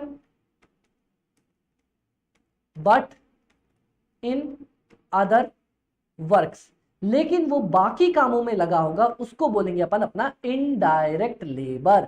समझ में आया? हाँ जी अमित भाई समझ में आ गया। अच्छा अमित भाई एक्सपेंसेस भी बता ही दो, लगे हाथ हाथों हाथ समझा ही दो। चलो बाबा ये भी समझा देता हूं। अब बताओ सोचो, क्या आपको नहीं लगता अमित भाई एक्सपेंसेस का मतलब सबसे पहले तो वो जो ना तो मटेरियल है ना तो लेबर है, ठीक है। अब एक बात बताना, एक्सपेंसेस कैसे डायरेक्ट और इनडायरेक्ट हो सकते हैं? वापस मैंने क्या बोला था, अगर कोई एक्सपेंस डायरेक्टली रिलेटेड है टू माय प्रोडक्ट, कैसे अमित भाई? चलो एक बात बताओ। और यहां पे नॉट, अमित भाई आपकी इतनी घटिया राइटिंग है क्या? अरे मेरी राइटिंग देखोगे, लो, not directly related to my product. हमारी राइटिंग बहुत सुंदर है भैया, राइटिंग पे सवाल मत उठाना, बचपन से मेहनत करी राइटिंग ठीक करने में। Directly related to my product. Done. हाँ जी अमित भाई, डायरेक्टली मेरे प्रोडक्ट से रिलेटेड है। कैसे? चलो आप बताता हूं। देखना, मैं क्या कर रहा था ना, मैंने ये बनाया था ना, मशीन बनाया था। हाँ जी अमित भाई, मैंने गुड नाइट वालों को क्या बोला, सर सुनो ना, मुझे आपका गुड नाइट का लोगो अपने मशीन पे यूज करना है। उन्होंने बोला एक मशीन पे यूज करने का मैं 2 रुपए तुमसे चार्ज करूंगा। क्या बताओ, मैं डायरेक्टली बोल सकता हूं हर मशीन पे 2 रुपए, एक मशीन का 2 रुपए, 2 मशीन का 4 रुपए, 3 मशीन का 6 रुपए, 4 मशीन का 8 रुपए, 5 का 10 रुपए, 6 का 12, 7 का 14, 8 का 16, 9 का 18, 2 10 का 20, यही करते रहूं क्या ना। देखो, मतलब कोई खर्चा अगर डायरेक्टली मेरे प्रोडक्ट से जुड़ गया, जैसे कि रॉयल्टी, तो वो हो जाएगा क्या, वो हो जाएगा मेरा सिर्फ और सिर्फ और सिर्फ, बता दो अमित भाई, direct expenses. Next, not directly related to my product, जिसको अपन बोलते हैं इनडायरेक्ट एक्सपेंसेस। जैसे कि अब एक बात बताना, मैंने फैक्ट्री ना, एक फैक्ट्री ली, किस पे, मैंने फैक्ट्री ली रेंट पे। चलो मैंने एक फैक्ट्री उठा ली, फैक्ट्री के महीने का रेंट जा रहा है 50,000 रुपए का। चलो अब मान लो अगर मैं 1,000 प्रोडक्ट बनाऊंगा तब भी 50,000 रुपए जाएगा, ठीक है। अगर आप 1,00,000 प्रोडक्ट बनाओगे तब भी 50,000 रुपए जाएगा, ठीक है। अगर आप कुछ भी नहीं बनाओगे तब भी 50,000 रुपए प्रोडक्ट जाएगा, ठीक है। अगर आप 1 करोड़ प्रोडक्ट बना दोगे, 1 1 2 1 2 1 2 3, अगर आप 1 करोड़ प्रोडक्ट बना दोगे तब भी 50,000 रेंट जाएगा। हाँ जी, तो क्या मैं बोल सकता हूं क्या रेंट मेरे प्रोडक्ट से डायरेक्टली रिलेटेड है? आप बता सकते हो क्या एक जूते पे मैं कितने रुपए का रेंट चार्ज करूं? अमित भाई ये तो हम बता ही नहीं सकते, क्योंकि आप ज्यादा भी बना सकते हो, कम भी बना सकते हो, कोई स्टैंडर्ड नहीं है। तो बस बाबा, इसीलिए अगर मैं किसी खर्चे को डायरेक्टली एक जूते के साथ, 1 सिंगल यूनिट ऑफ प्रोडक्ट उसके साथ नहीं जोड़ सकता, उसको बोलेंगे क्या अमित भाई? उसको बोलेंगे अपना अपना अपना इनडायरेक्ट एक्सपेंसेस, ठीक है। एंड यहां पे एक और लिख लेना, and directly related, directly traceable to 1 unit. मतलब अमित भाई क्या क्या क्या क्या क्या? देखो एक बात बताना, मेरा एक लेबर एक घंटे में 6 यूनिट बनाता है, ठीक है। सुनना सुनना सुनना, मेरा एक लेबर एक घंटे के अंदर 6 यूनिट बनाता है, और मैं उसको 60 रुपए की पेमेंट कर देता हूँ एक घंटे की। चलो, क्या मैं उसको बोल सकता हूँ मैं उसको एक घंटे के लिए 60 रुपए दे रहा हूँ? हाँ। क्या मैं ये बोल सकता हूँ मैं उसको 6 यूनिट बनाने के लिए 60 रुपए दे रहा हूँ? हाँ। एक बात बताओ, क्या मैं ये बोल सकता हूँ 1 यूनिट बनाने के लिए मैं उसको 10 रुपए दे रहा हूँ? बताओ। हाँ जी अमित भाई, तो देखो, जब आपका लेबर का खर्चा आप 1 यूनिट के साथ जोड़ सको कि भैया 1 यूनिट पे कितने मेरे लेबर का खर्चा पड़ रहा है, तो मैं उसको डायरेक्ट लेबर बोलूंगा। और जब मैं लेबर का खर्चा 1 यूनिट से ना जोड़ सकूं, जैसे मान लो जो मेरी कॉलिंग टीम है, क्या उसका टारगेट है क्या कि तुम्हें एक ही जूता बेचना है ना? अगर वो एक जूता बेचेगी तब भी मैं उसे 10,000 रुपए की सैलरी दूंगा। अगर वो मेरा 1,00,000 जूता बेच देगी तब भी मैं उसको 10,000 की सैलरी दूंगा। अगर 1 करोड़ बेचेगी तब भी 10,000 की सैलरी दूंगा। मान लो नहीं बेचेगी तब भी 10,000 की सैलरी दूंगा, वो अलग बात है, अगले महीने लात मार के निकाल दूंगा, लेकिन क्या करूंगा? 10,000 ही दूंगा। हाँ अमित भाई, तो क्या मैं 1 यूनिट के साथ अटैच कर सकता हूँ? नहीं अमित भाई, अपन 1 यूनिट पे अटैच नहीं कर सकते खर्चा। तो जब आप खर्चा 1 यूनिट पे अटैच ना कर पाओ तो उसको बोला करते हैं अपन इनडायरेक्ट खर्चा। ओके अमित भाई, चलो चलो चलो चलो चलो, इसी पार्ट को अगर मैं आगे मूव ऑन कर दूं, अरे इसी पार्ट को अगर मैं डायरेक्ट मूव ऑन कर दूं, तो डायरेक्ट इफ एक्सपेंस डायरेक्टली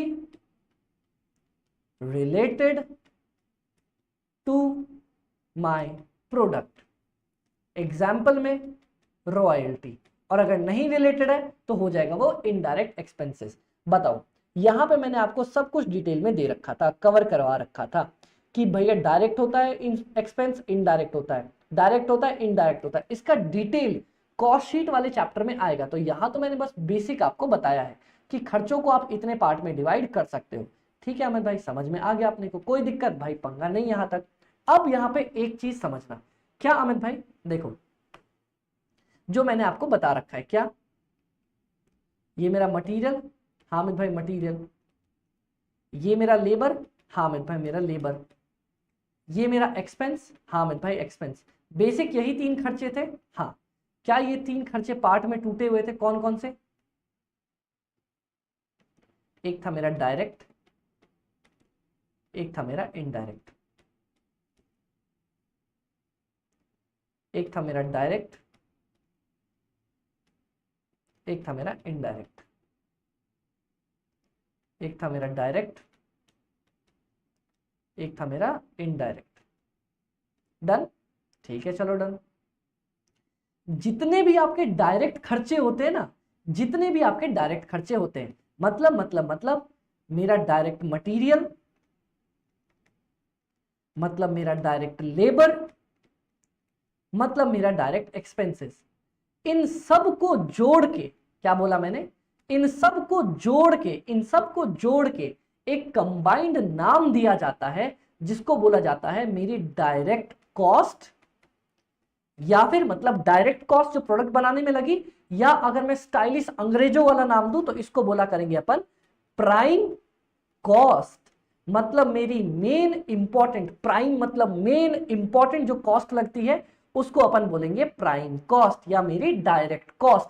बताओ कभी दिक्कत करोगे ना अमित भाई? अब पहले पड़ गया, बिल्कुल भी एकदम क्लियर हो गया।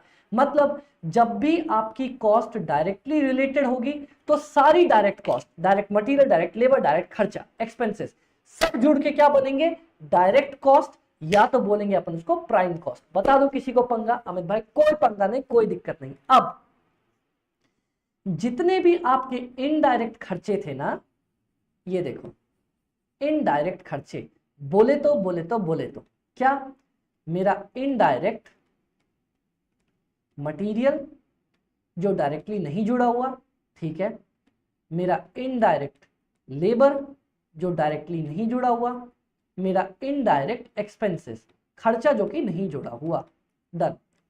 ये सारी चीजें मिलके क्या बन जाएंगी, इनको बोलेंगे अपना सारा इनडायरेक्ट कॉस्ट, या फिर इन सब को एक छतरी के अंदर रखा जाता है। जैसा मैं हमेशा पढ़ाता आया हूं, एक छतरी के अंदर अपन अम्ब्रेला के अंदर रखते हैं और उस अम्ब्रेला का फैंसी नाम दिया गया है over over over over heads, over heads.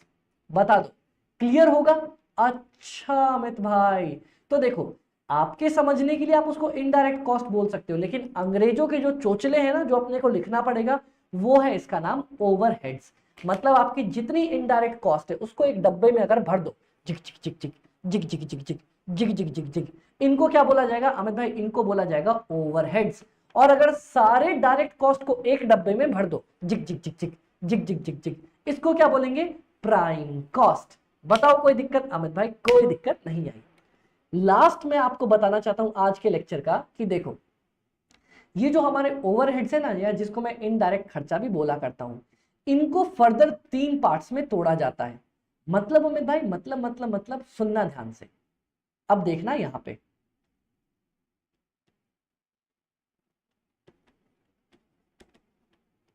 क्या है अमित भाई, ये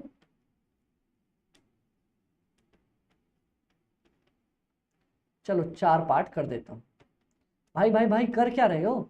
सुनो, एक बात बताना, आपका जितना भी डायरेक्ट खर्चा है उसका नाम तो प्राइम कॉस्ट पड़ गया। हाँ, अब अगर मान लो आपका कोई इनडायरेक्ट खर्चा फैक्ट्री के अंदर हो रहा है, याद है अमित भाई की फैक्ट्री थी इधर, किधर गई किधर गई?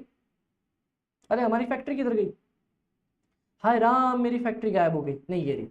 हाँ, अब देखो अगर कोई भी इनडायरेक्ट खर्चा मेरी फैक्ट्री के अंदर, अमित भाई एग्जांपल, वो सुपरवाइजर घूम रहा था ना, हाँ, छेनी हथौड़ी का काम जो हो रहा था मेरी फैक्ट्री में, वो इनडायरेक्ट मटेरियल था। हाँ, मान लो फैक्ट्री के अंदर बिजली लग रही है, वो मेरा इनडायरेक्ट एक्सपेंसेस था। हाँ, कोई भी इनडायरेक्ट खर्चा अगर आपकी फैक्ट्री के अंदर लगेगा, आप उसको बोला करोगे फैक्ट्री ओवरहेड।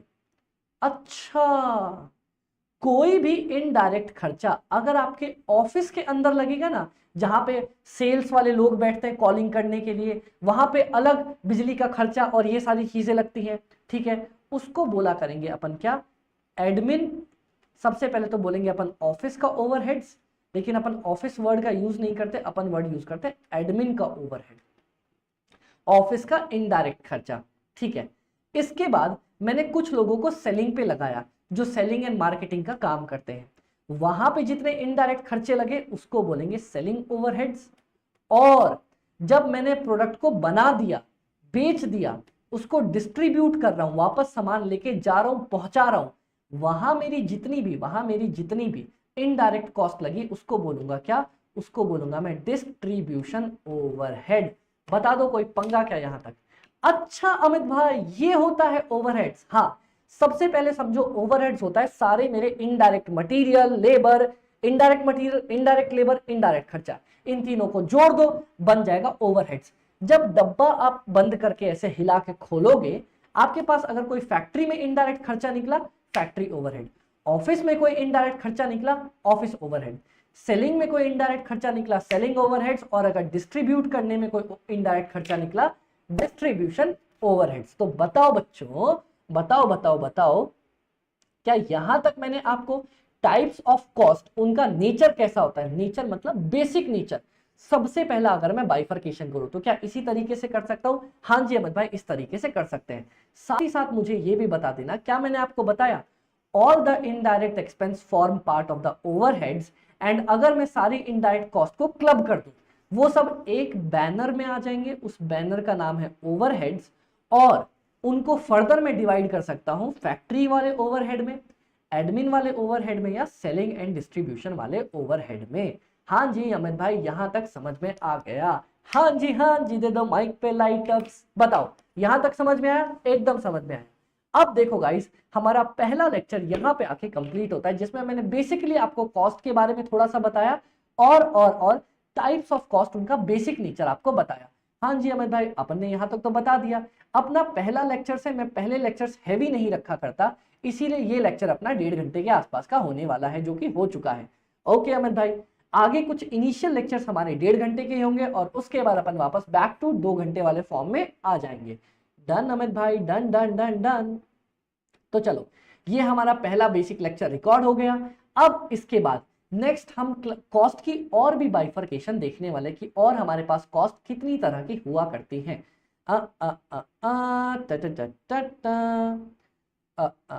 हाँ, यहां तक मैंने आपको बता दिया है। इसके बाद मैं आपको नेक्स्ट क्लास में कॉस्ट की और बाइफरकेशन बताऊंगा, और अपन नेक्स्ट क्लास में ही स्टार्ट कर देंगे कॉस्ट शीट के बारे में। क्या बात कर रहे हो अमित भाई? हाँ जी बाबा, हाँ, नेक्स्ट क्लास में अपन कॉस्ट शीट के बारे में स्टार्ट कर देंगे।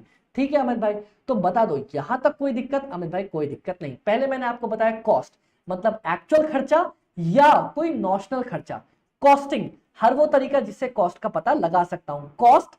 उसके बाद मैंने बोला मैनेजमेंट अकाउंटिंग, भैया अगर डिसीजन लेना है तो इंफॉर्मेशन इकट्ठा करूंगा, मैनेजमेंट अकाउंटिंग। और लास्ट, अगर मुझे डिसीजन लेना है on the basis of information, उसको बोलते हैं कॉस्ट मैनेजमेंट। ऑब्जेक्टिव्स क्या क्या था?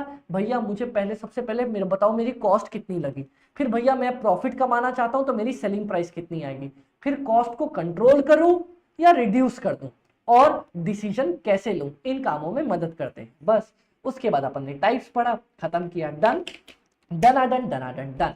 तो यहां तक अपन ने प्यारे तरीके से कवर कर लिया है। अब अपन मिलते हैं नेक्स्ट क्लास के अंदर, जहां अपन बाकी बची हुई चीजें देखेंगे इंट्रोडक्शन की, और उसके बाद स्टार्ट करेंगे कौन सा चैप्टर?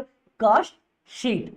ओके गाइस, तो बाय बाय, टेक केयर। याद रखना याद रखना याद रखना, क्या अमित भाई हमारा पहला लेक्चर है, तो आप सबका काम है कि आप मुझे यहाँ पे पिंग करने वाले हो, कहाँ? Fast cost FM by AB पे, या फिर आप मेरे पर्सनल व्हाट्सएप नंबर पे मुझे मैसेज करने वाले हो। मैसेज क्या था? मैसेज था, हाय अमित भाई, दिस इज XYZ, मैं यहाँ से बिलोंग करता हूँ, मैं आपकी क्लासेस यूट्यूब पे या फिर परचेज करी है तो गूगल ड्राइव, पेन ड्राइव पे देख रहा हूँ, और मेरा टारगेट है इतना। आप बताओ अमित भाई अपना टारगेट सही है या नहीं है? और अगर आपको क्लासेस थोड़ी अच्छी लगी हो ना, पहले में तो क्या ही समझ में आएगा, 1-2 लेक्चर्स में या आज भी मजा आया हो तो एक बार रिव्यू जरूर डालना। और अगर आपने ये वीडियो YouTube पे देखी, या अगर मान लो कंटेंट ब्राउजर या पेन ड्राइव पे भी देखी, तो तो आपका सबसे इंपॉर्टेंट काम है कि सबसे पहले आपको ये चैनल जाके यूट्यूब पे फटाफट से सब्सक्राइब करना है, क्योंकि बहुत सारी इंटरेस्टिंग चीज आने वाली है। तो मेरे सीएमए इंटर के बडीज, कॉस्ट में और एफएम में आपको टेंशन लेने की जरूरत नहीं, क्योंकि आपका अमित भाई आपके साथ है ना। Okay guys, bye bye, take care, मिलते हैं अगली क्लास में।